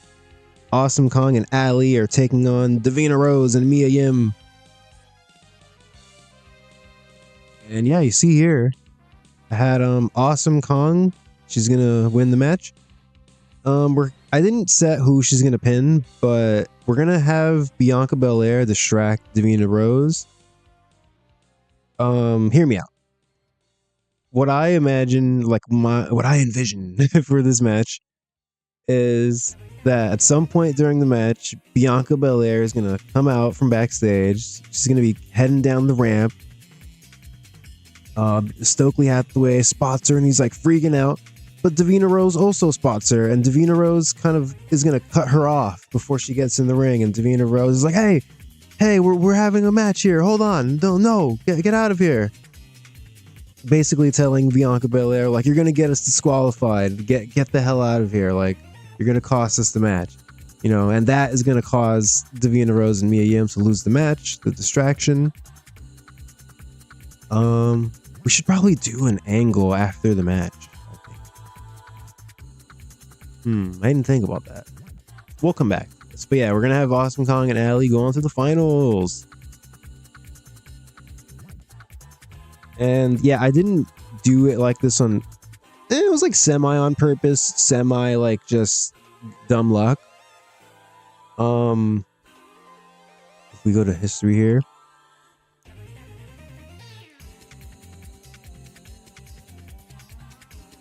Double or nothing. Yeah, we actually did Awesome Kong versus Hikaru Shida at Double or Nothing last year. So we're kind of doing a rematch now, except it's tag teams. We've got Ali and Mika Iwata there. So I think it adds something, adds a little spice to the story. We're telling a story here. Accidentally. But yeah. So Hikaru Shida has extra motivation now to win the tag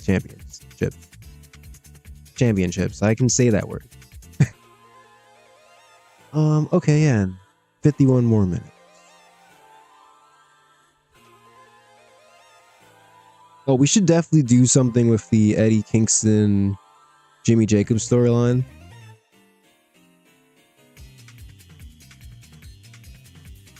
Not sure what. I definitely want to do Eddie Kingston versus Punishment Martinez before the pay-per-view. I don't know if that should be on this show or maybe next week. Let's book some angles.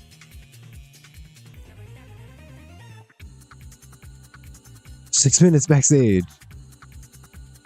Hype. We're gonna have a backstage double interview with Cody and Hangman, which we've done this before basically, but wrong box.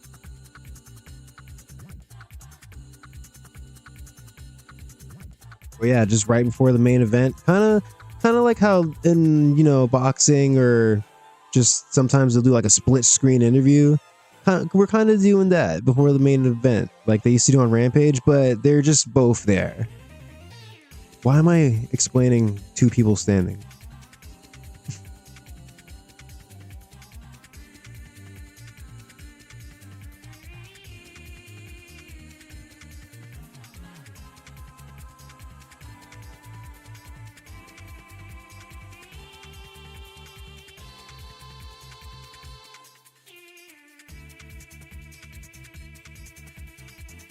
Almost dropped my microphone there. so this is going to be a great main event.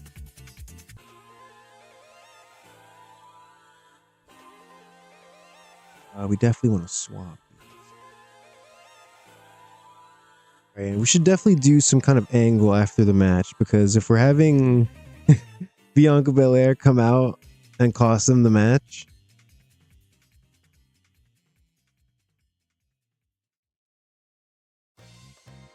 I'm trying to think about this in my head. Like, how would this play out? She costs them the match because she causes the distraction and they lose. She hits the ring. She goes after Awesome Kong and Alley. I don't know. Maybe she goes after them, but since it's like two on one plus Stokely. I don't know.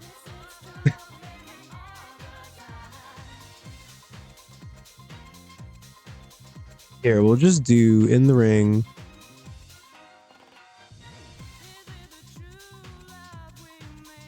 Bianca fighting. Awesome Kong fighting.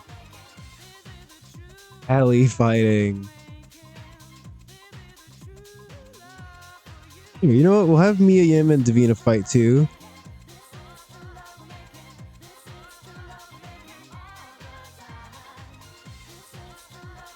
Or you know what? No, they'll be in the back.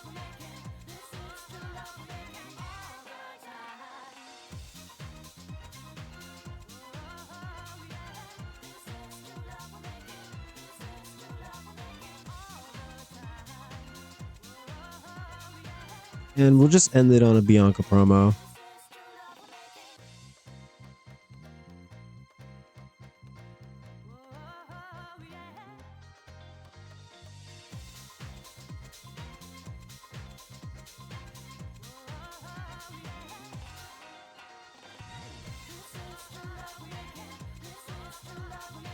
Just having Bianca Belair kind of hijack the tag tournament to demand her title shot.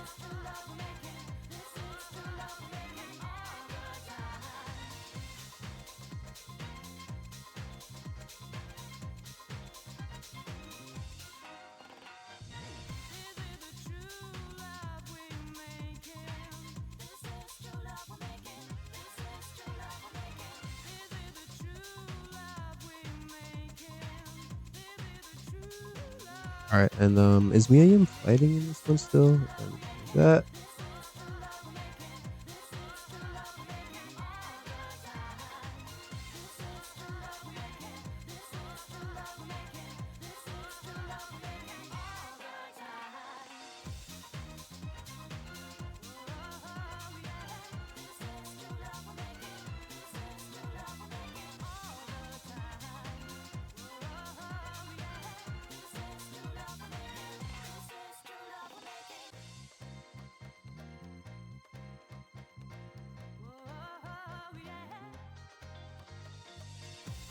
Hey.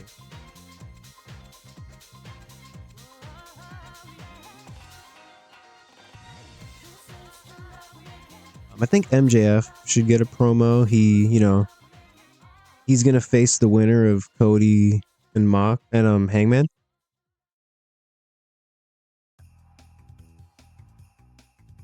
So we'll give him 4 minutes backstage.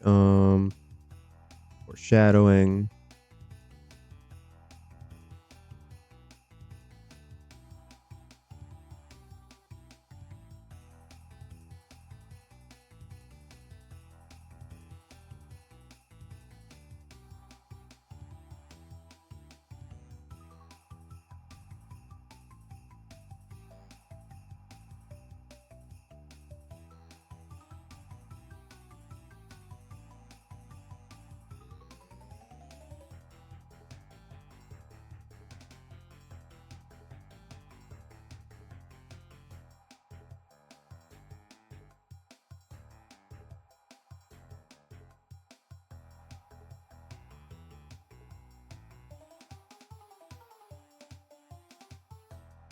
All right, simple promo, advancing the storyline.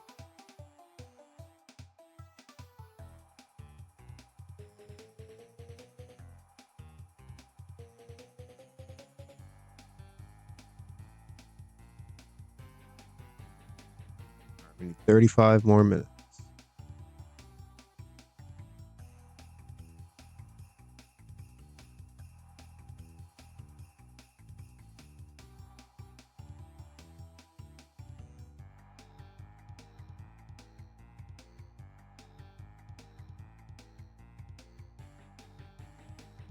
Let's do. We still need to we haven't officially announced the tag match for the pay-per-view, but we know it's gonna be Proud and Powerful, Bucks, Lucha Bros in a three-way ladder match. So yeah, we need to officially announce this match. So I want to do a backstage tension promo between the Bucks and the Lucha Brothers.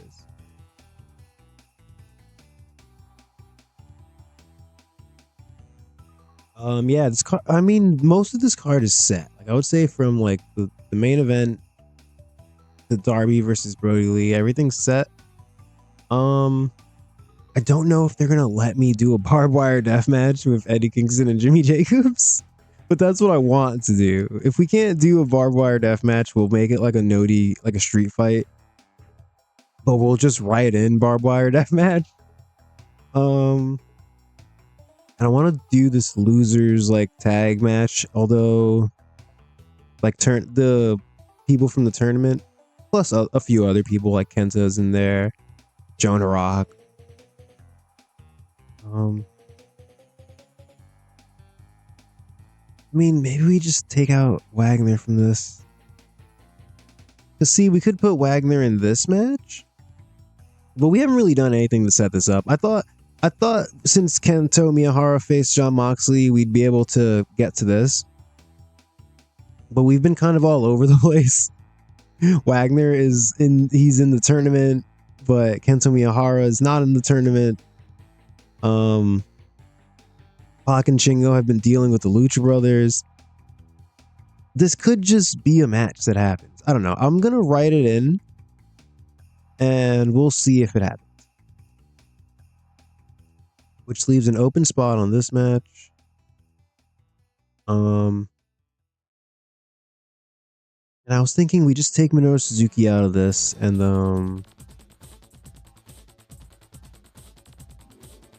add the other ring camp guy.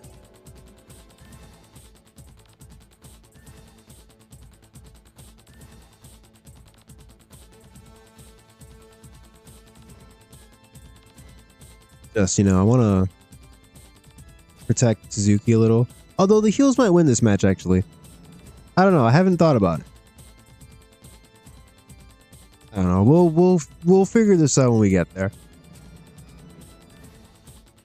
Alright, anyways, yeah, all this is to say we're gonna do a Young Bucks thing.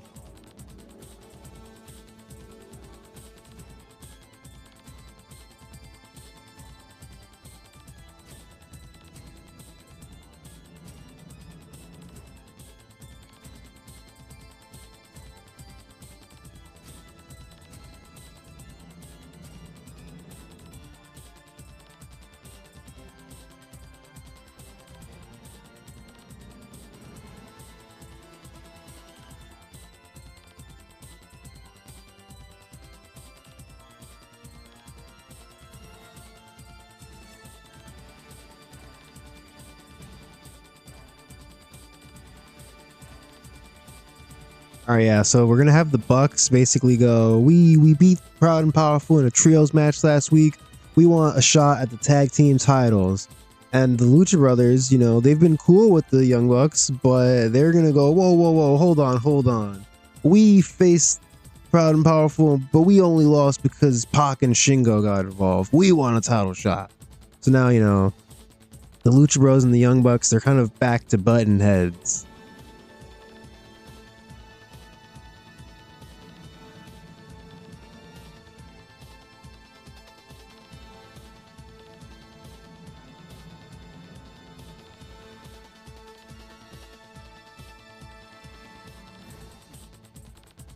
God, hold on. I need a sip of water for a second. Oh, actually, hold on. My cup of water is not even in the room. Let me go get that. 1 second.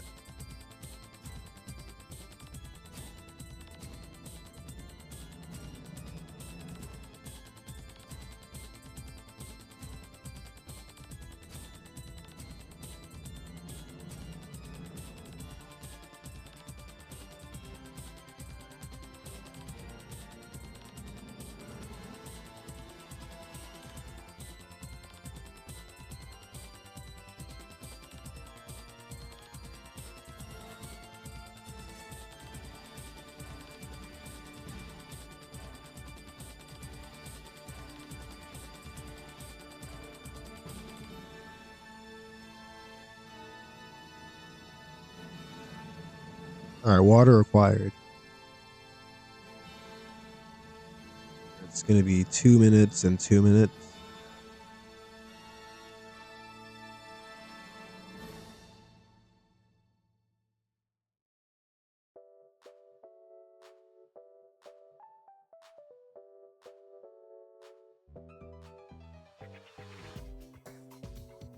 And this part will have Penta.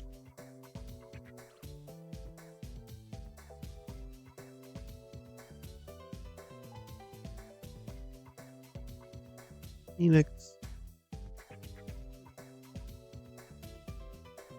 And here we'll do Pac off screen and Shingo off screen.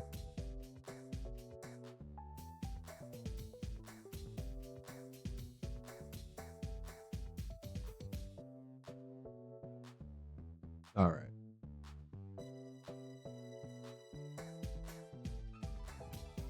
Uh, 31 more minutes to go. Seems like a lot of time. Do we have a... Oh, we need to steal the show and a storytelling? Okay.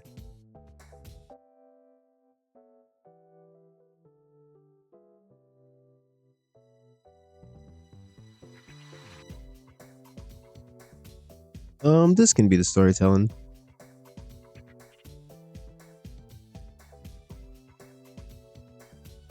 I mean, here, we'll give them the full 15 because we've got a lot of extra time.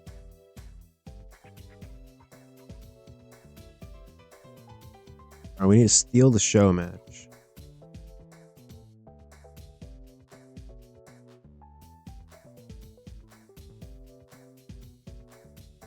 We definitely not Eddie Kingston versus Punishment Martinez.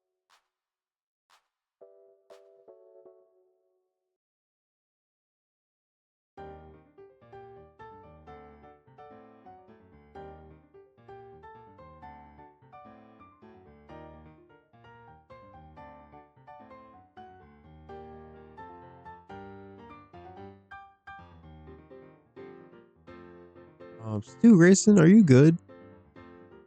Eh.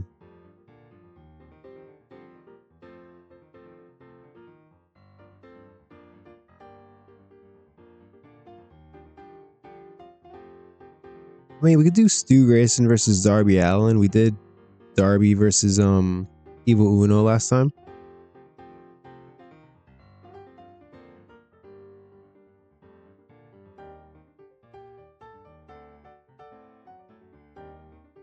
And we can have these guys steal the show.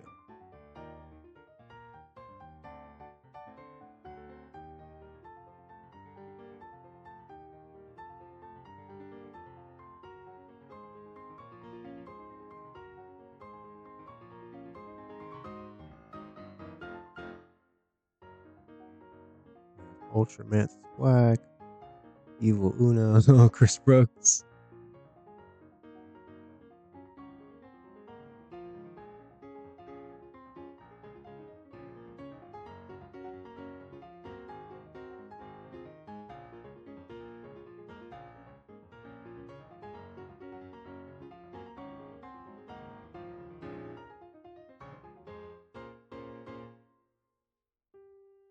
I mean, you know, this can open the show. Why not? Darby's recognizable. I mean, actually, no. Then again, Stu Grayson's not. Let's swap them.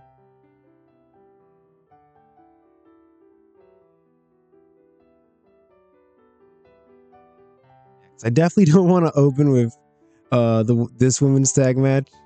The game's gonna be like, what the hell are you doing?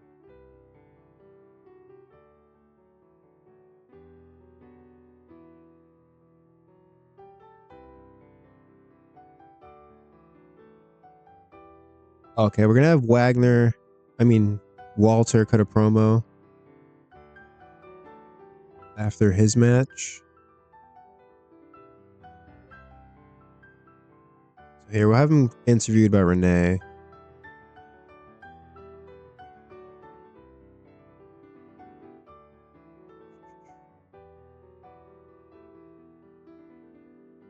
Yeah, now that he's won his match, he knows that in the semifinals he's gonna take on his old nemesis, Claudio Castagnoli. and he's basically gonna vow revenge.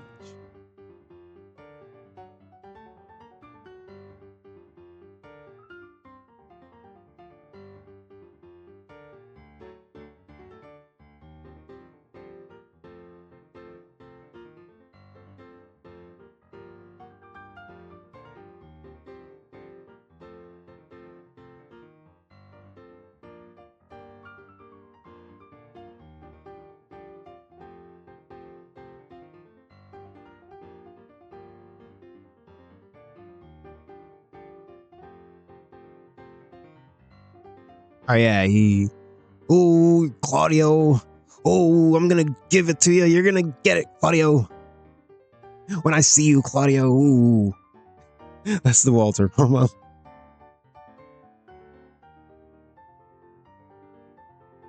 Oh my god, and John Moxley's on the show. What are we doing?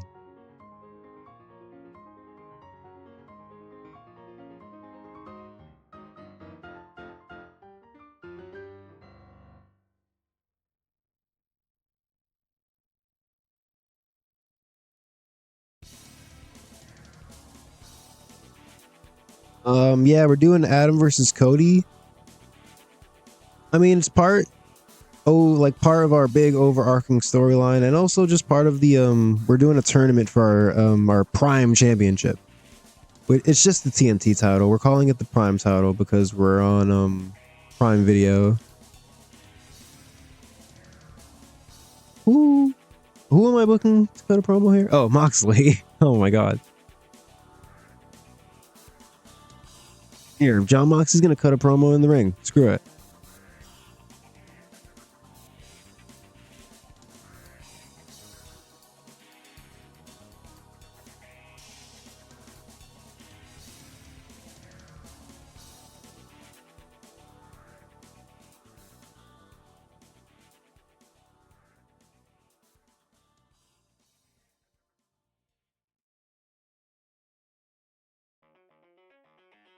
All right, Moxley's out of his mind. He's foaming at the mouth. He's fed up. He's had it. He's gonna break everyone's necks.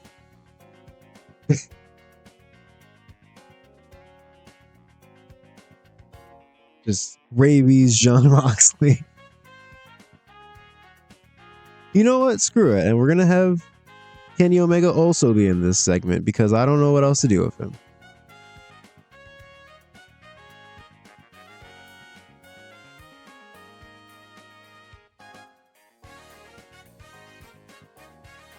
And they're not going to fight or anything, but we're just going to have Kenny come out and offer a rebuttal.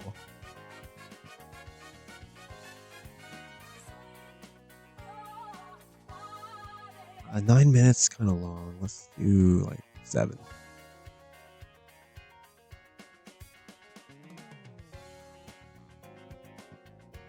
Five more minutes.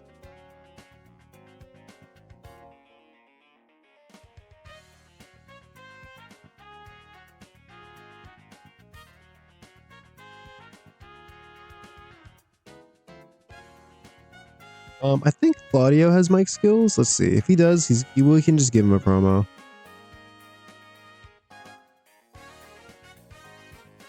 Screw it. Yeah, we'll do it.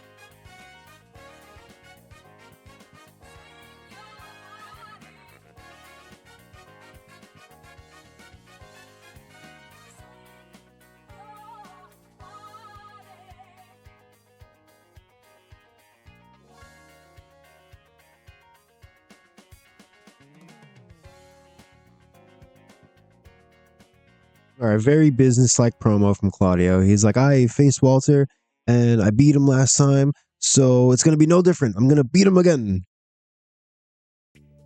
Very European Claudio Castagnoli. Character development.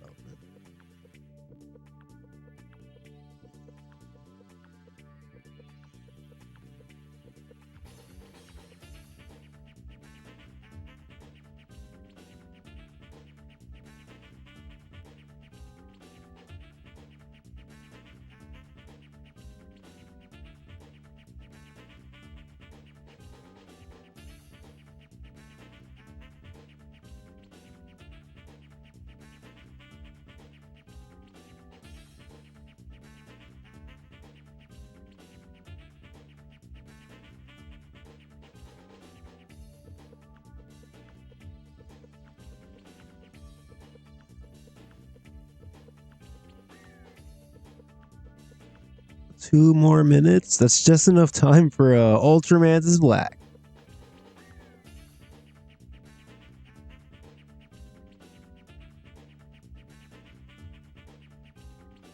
Our Ultramantis Black, he's so fed up with Evil Uno, Stu Grayson, and Chris Brooks that he's like, Darby Allin, we're sick of you. So if you don't join the Dark Order, then we have to eliminate you. So next week, you're gonna face Ultramantis Black.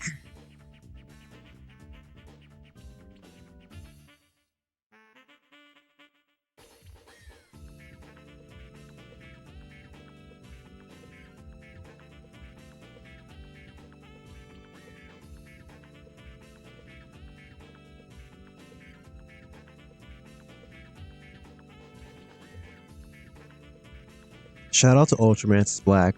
That's another mask. I'd love to buy Ultramantis Black mask if I ever see one. Maybe I gotta start going to indie shows. I met him at Chikara came to New York once, and I met Ultramantis Black, but I didn't buy anything from him. I bought a shirt from Fire Ant.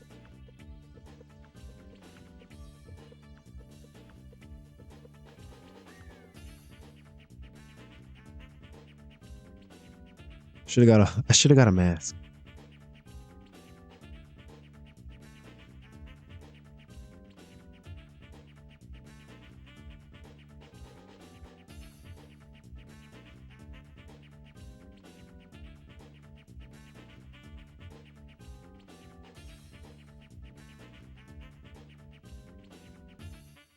There's just 3 angles back to back here.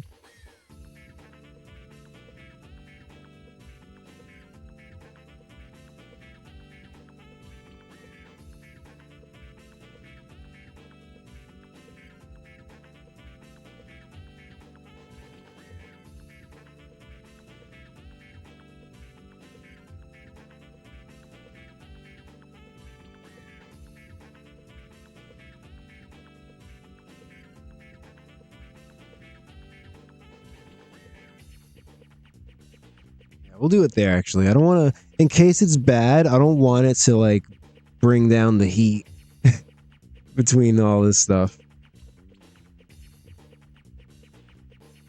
Oh, yeah, 69%. We're good. Did we, I mean, Proud and Powerful aren't on this show. I know that. Leo Rush isn't on the show. But, I mean, good card. Good card. Really came together.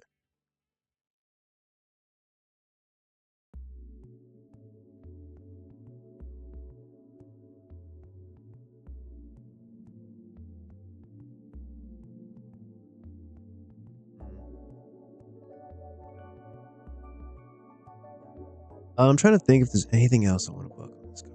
We do have a little extra time.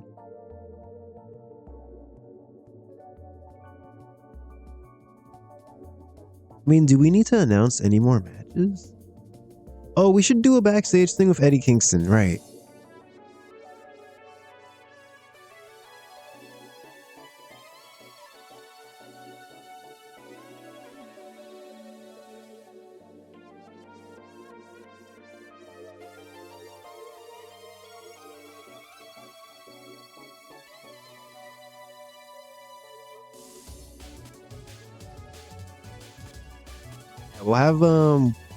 We'll have Jimmy Jacobs, Punishment Martinez, and Brody King just kind of cutting a spooky promo backstage. Serious. And yeah, we'll just have Eddie Kingston straight up walk up to them and be like, "This is what you're doing now, Punisher. This is what you're doing now. You want to hang around with these goons and freaking hang out in the dark and think you're cool? You know, it makes me sick to my stomach to see it. Why, meet me in the ring next week." Or, I mean, no, Jimmy Jacobs.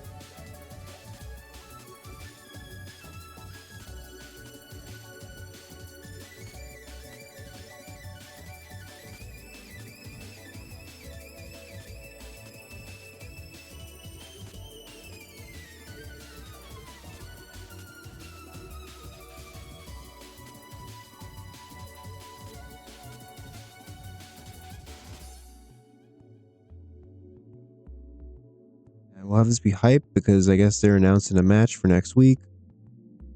It's like 2 minutes.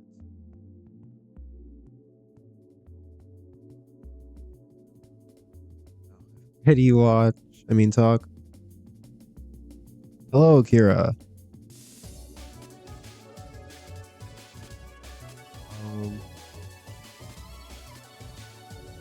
Can Punch Martinez talk? Let's see.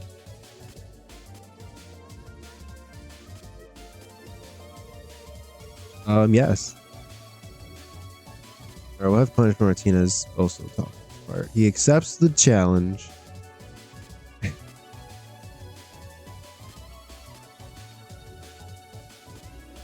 There's a lot of promos on this. Where can this go?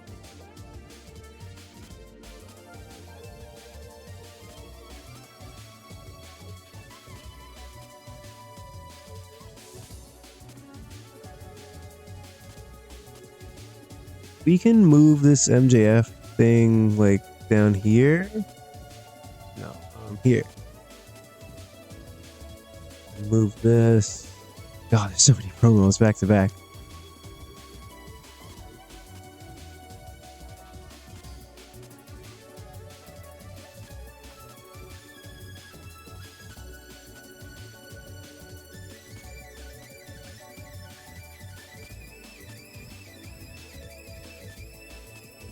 Or you know what? Let's switch them back. I think the MJF thing is going to be a little.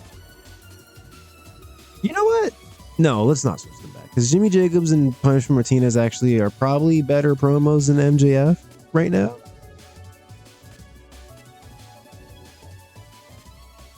All right, so this is an episode of Dynamite. I mean, we're shooting for a 90, right? We've got friggin' Adam Page versus Cody in the main event. We've got a match with 4 people who are unimportant. I don't know. 90, 85, anywhere in between. Let's see. All right, the Jon Moxley promo gets an 89 to start the show. The Kenny Omega part didn't do as well, but 72 is not bad. And yeah, we got to show off the strong start. Ooh, 87. Man, great match from Walter and Wagner. All right, so Wagner is going on to the semifinals of the tournament. He'll be taking on Claudio Castagnoli next week.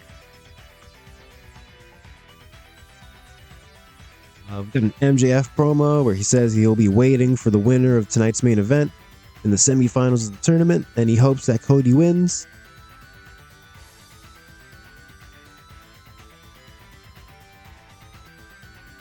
Oh, you know what? The game didn't say anything about the crowd being turned off by having a match between unimportant people. So hey, we kind of got lucky here. Yeah, 61. All right, we'll take it. Karshida got a 66. It's good, solid. And yeah, absolutely zero chemistry as partners. We knew that, but it was for the tournament. Who?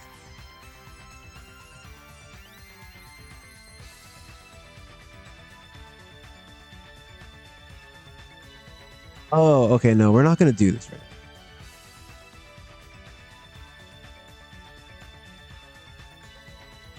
All right, Walter promo gets 72.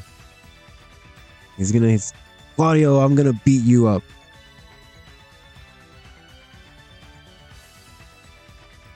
All right, the backstage tension with the Young Bucks and Lucha Brothers gets a 67.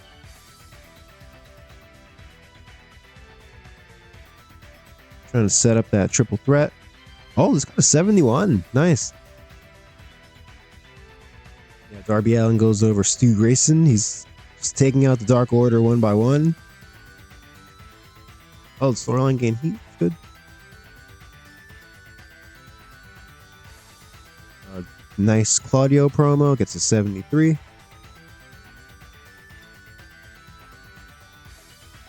Oh, the segment doesn't do great.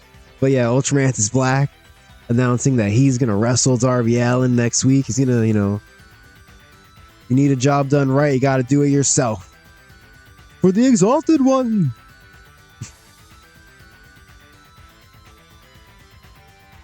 Eddie Kingston just rolling up to the Ops and challenging them, gets a 69.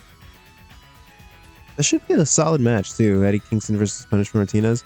Now that I've said that, watch the game, say they have no chemistry. A 72 here. Awesome Kong and Ali go on to the finals of the women's tag tournament, so they move on to the pay-per-view. Oh, as I should have mentioned that with Hikaru Shida and Mika Iwata earlier. So yeah, that's a match set for the turn. God, I can't speak. The finals are now set for the pay-per-view. It's going to be Awesome Kong and Ali taking on Hikaru Shida and Mika Iwata. Bianca Belair caused a distraction inadvertently and cost Davina Rose and Mia Yim the match.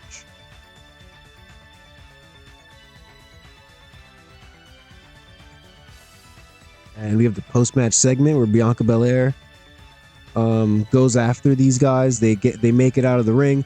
She cuts a promo on them, demands a title shot, even though Awesome Kong's already challenging for the tag titles at the pay-per-view.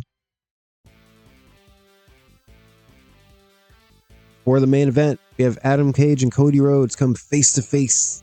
They wish each other good luck. And let's see what the main event does. Oh, a 95. Wow. Yeah, and Adam Page gets the win over Cody Rhodes. Yeah, everything went right here. The match was good. The creative finish was a success. See how the show does.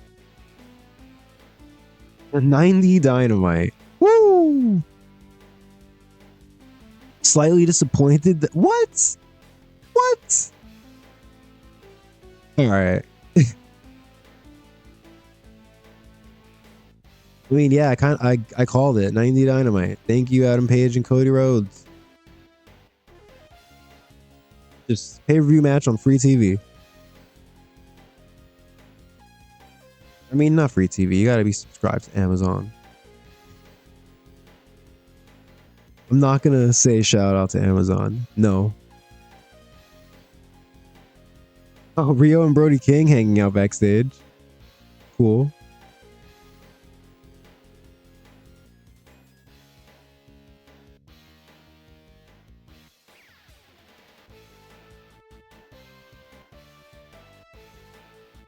It's time for Dark. Who did we not book on Dynamite?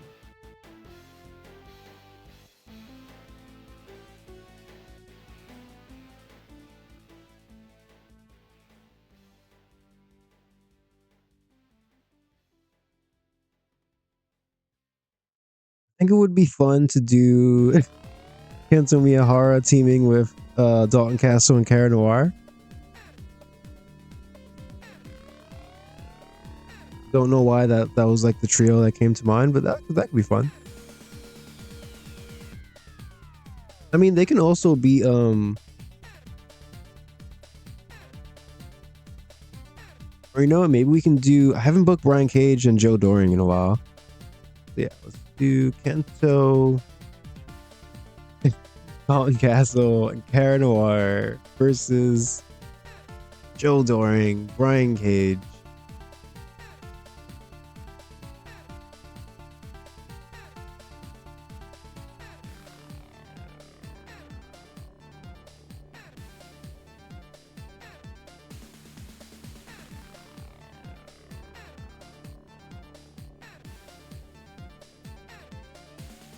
I mean, oh, he's got cool momentum already. Did he like lose pop since he's come in? No, not really.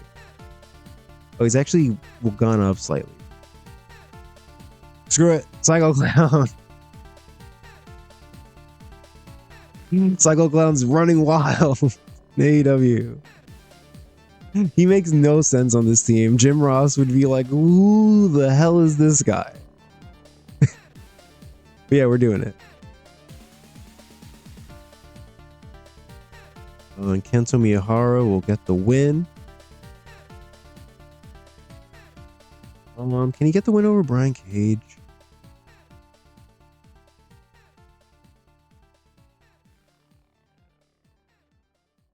This is the most random match I've ever come up with.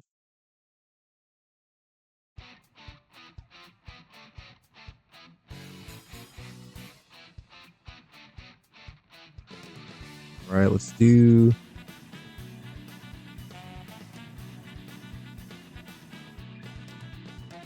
I mean, I haven't booked Santana and Ortiz in a while, but it you know, kind of don't want to book them on Dark. But I mean, we've done like Kenny Omega on Dark and Adam Page on Dark. I'm pretty sure we've done Proud and Powerful on Dark before. Yeah, let's just do it, actually. I don't know why I'm even...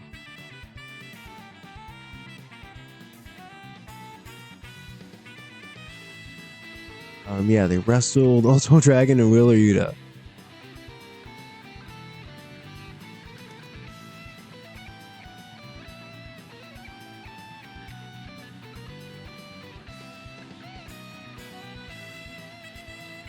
Oh, I know who they can wrestle, actually. Let's get Private Party in here.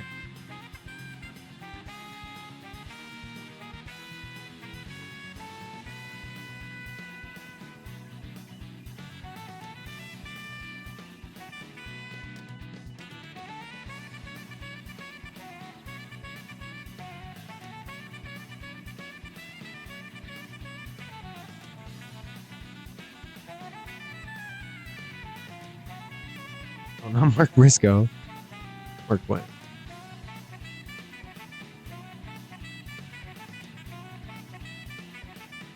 This could probably be a steal the show match.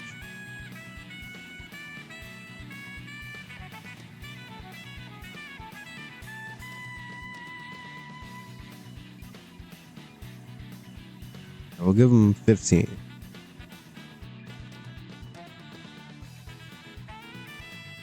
I mean, I guess this should main event now. There's already a stacked Dark for no reason.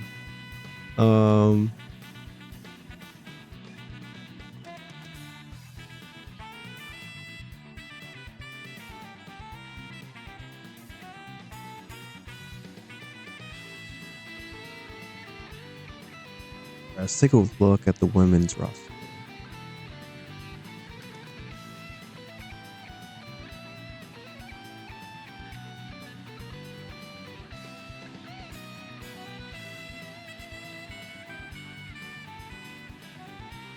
Oh, Hannah Kimura and Martina can wrestle somebody.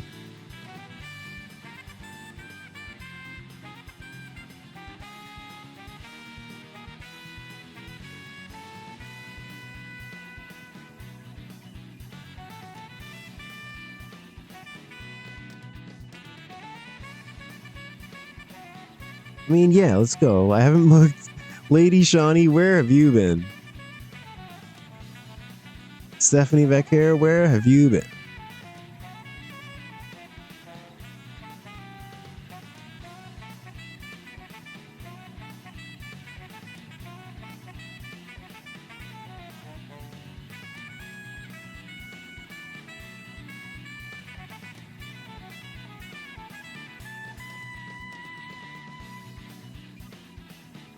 All right, this is a really strong card for Dark.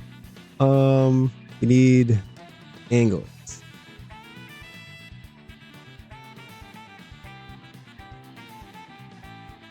There, I know what we'll do.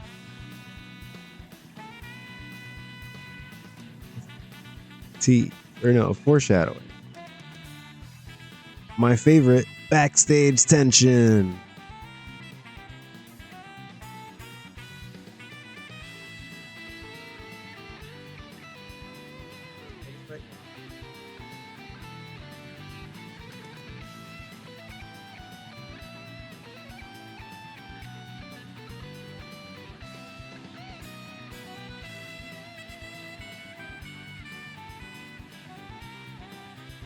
Did we not discover last time that Kagetsu speaks English, or am I making this up? Oh, speaks English, yes.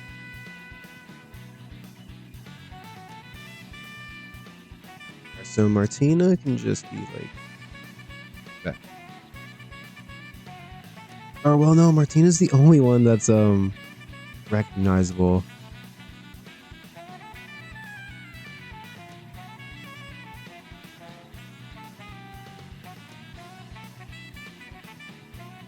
Just general tension amongst the group, you know. Things have been simmering behind the scenes for a while now. Hana Kimura has been hanging out with Martina. Kagetsu doesn't like it.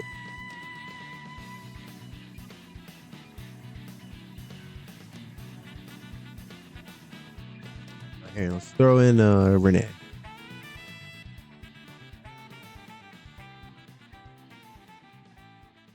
That could be before the match.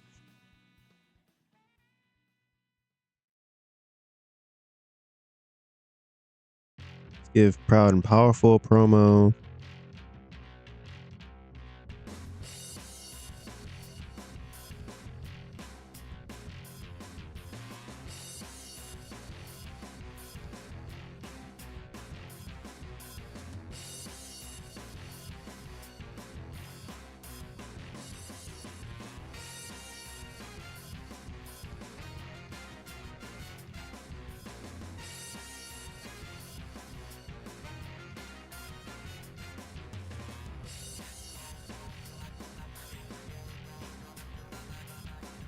Hey, what's up, Santi XRTS? I hope I pronounced that right. I'm assuming it's not Santix, but I could be assuming wrong. Let me know.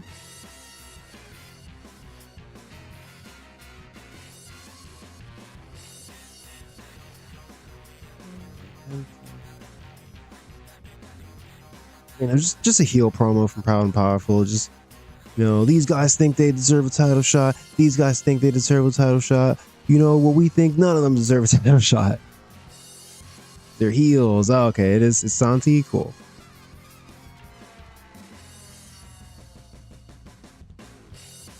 Proud and Powerful promo.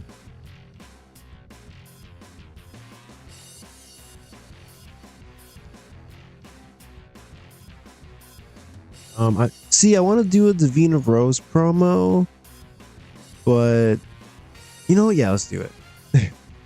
Because we're gonna do a segment on the next Dynamite where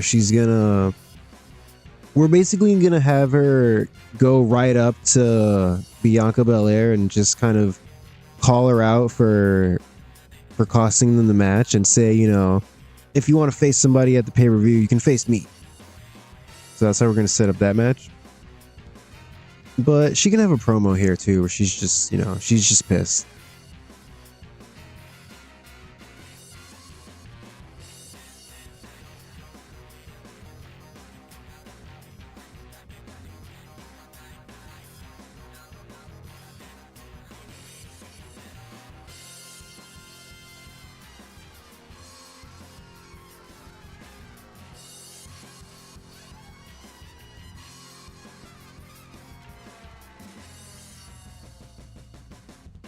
Davina Rose, Bianca Belair.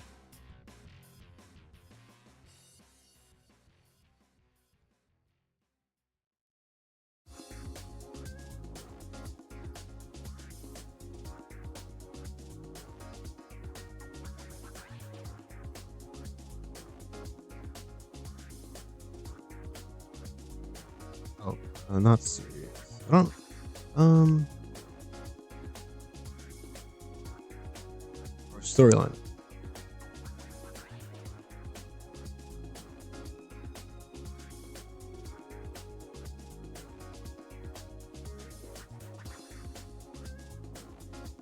How many? 3 more minutes. I mean, we can add 3 more minutes to this.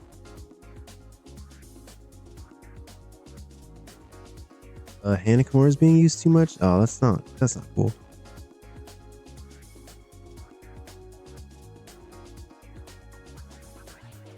It's slightly overused. Okay. But we still need 2 more minutes. All right, there's 1. There's 2. Hey, we did it. All right, kind of. I mean, no. I keep saying it's a stacked dark just because the guys I like are on it, like Kento Miyahara's here, Psycho Clown's here, Proud and Powerful, Private Party. I'm gonna guess this gets like like an 80. No, maybe that's a little high. Maybe like a 76, 77-ish. All right, we're shooting for a 77 specifically, very specific number. Oh, a 77. Oh, I summoned it. Kento Miyahara and Bird reference. Get the win over Joe Doring, Brian Cage, and Psycho Clown. Jim Ross is very confused about Psycho Clown being on the team.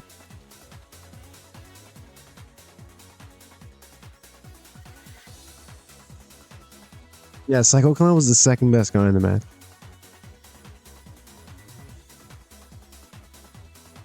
Oh, he's crazy. He'll team with anyone. Oh, this bomb. They got a 49. All right. No. I mean, no, don't. No, not yet. Please, don't turn face on dark, please. 55. All right.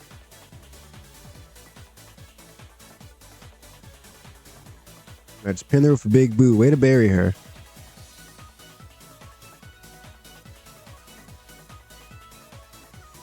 Not the best Davina promo, but everyone gets to have an off night sometimes. Proud and Powerful also get a 61. Let's see how the match does. Oh, an 80. Okay.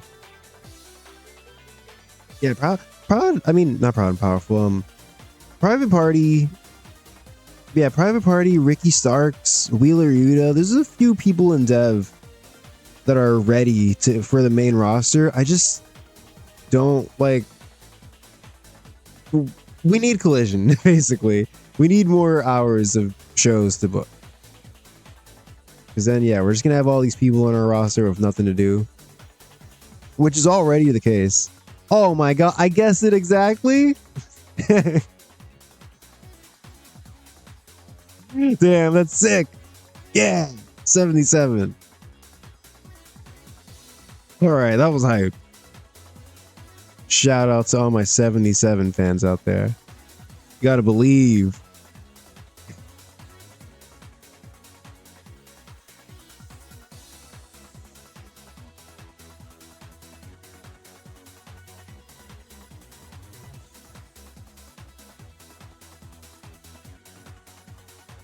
Yeah, those were two good shows. We're really heating up just before the pay-per-view. We're getting hot.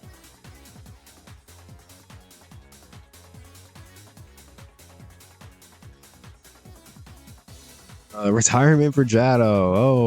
Oh no. The XFL signs a long-term TV deal. Who watches that? Keanu Reeves retiring from the wrestling business. All right. Oh, Tiger Mask retiring. La Hechicera.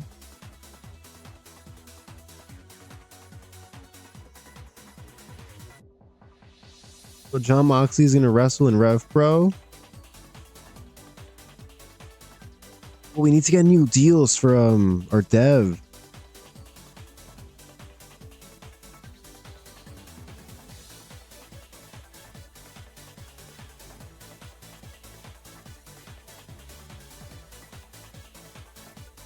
Super Crazy's contract has expired. Thank you for your service, Super Crazy. Yeah, we need to renew these deals or see if we can get. We probably can't get better ones, but we'll check.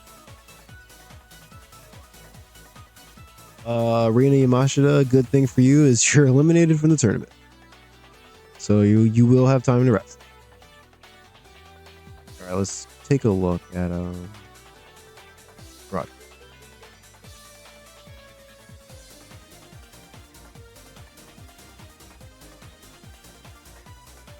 Okay, yeah, we'll negotiate, yes.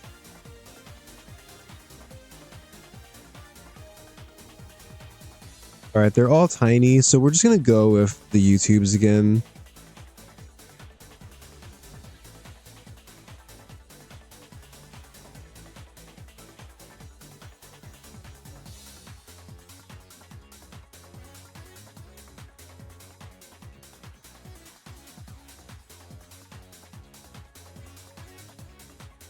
Not willing to offer us a deal that long.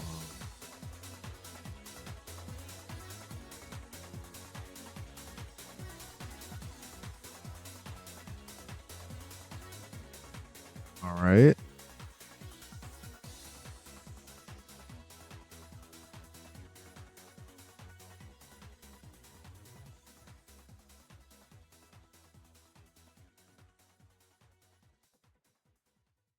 I mean, you know, I could have just done this off screen, but this is not the most exciting content, but gotta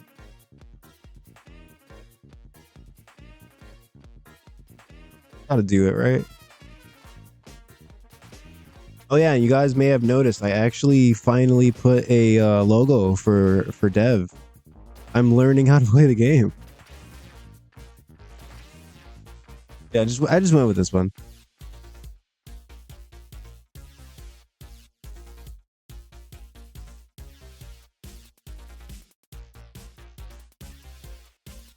All right, Tallahassee, long live Tallahassee Elite Wrestling. How are we doing? Can I see?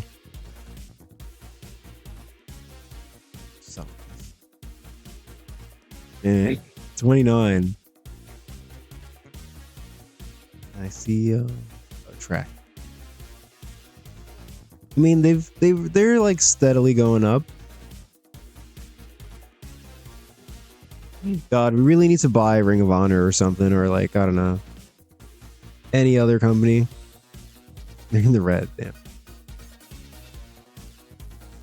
don't know, maybe our dev will go out of business and that'll force us to call everyone up. All right, yeah, so I guess that's gonna do it for this episode. We booked some fun episodes of Dynamite and Dark. We got Psycho Clown in there multiple times. Let's take a look at the pay-per-view card. Because we've got a Dynamite and then the pay-per-view, so we may be able to do both next stream. I feel like that's most likely what we'll do. So yeah, let's just run down the pay-per-view card real quick. It's gonna be in the World Championship. Jon Moxley is gonna take on Kenny Omega in the main event, and we're gonna have AJ Styles debut after that. It should say debut, not that. We're going to have the Prime Championship Tournament Finals. It's going to be Adam Page taking on Walter. We actually haven't set this up yet, but, you know, yeah, this was... we have yet to announce this officially, but we're going to do a 3-way tag ladder match.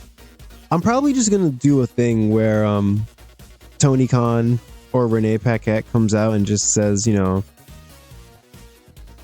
we at the last pay-per-view we had a 3-way tag team match and it was awesome. We're going double or nothing and it's gonna be a ladder match. Yeah. Oh yeah, and see after we're gonna have the Briscoe Bros debut. The women's tag tournament finals. Awesome Kong and Ali are gonna take on Hikaru Shida and Mika Iwata. We're gonna have a singles match between Davina Rose and Bianca Belair. This is like a low key. This could be the best match on the card. Low key, because they're both really over. They both have really good stats. This could be the best match on the card. Maybe. I mean, the same could be said for the ladder match in the main event. And this match. We're gonna have the Exalted One, Brody Lee, make his debut against Darby Allin at the pay-per-view. This is also unannounced. We're gonna figure out what we're doing with this match. I want to do a big tag match with some of the people who are in the tournament. And Cody's gonna be involved. Kenta, Claudio, Leo Rush. I want to do a barbed wire death match between Eddie Kingston and Jimmy Jacobs. We'll see if we're allowed to. We'll see. It may turn into a street fight, but ideally it'll be a barbed wire death match. And this match may or may not be on the pay-per-view. I don't know. Maybe we'll just do a thing where, like, you know, sometimes in real life they'll just announce matches on Instagram casually, like, hey, this match is happening at the pay-per-view, guys. It could be one of those situations. So yeah, that's going to be double or nothing. It should be a really good show. Our last pay-per-view got 100, so anything less will be a disappointment. All right, so yeah, that's gonna do it for this episode. Thank you for watching. If you enjoyed this and you're watching on YouTube, leave a like on the video, and you can subscribe to the channel to get all the future videos. You can catch me on Twitch, Hijo de Amigo. Yeah, I guess that's it. So yeah, thank you for watching, and have a great rest of your day.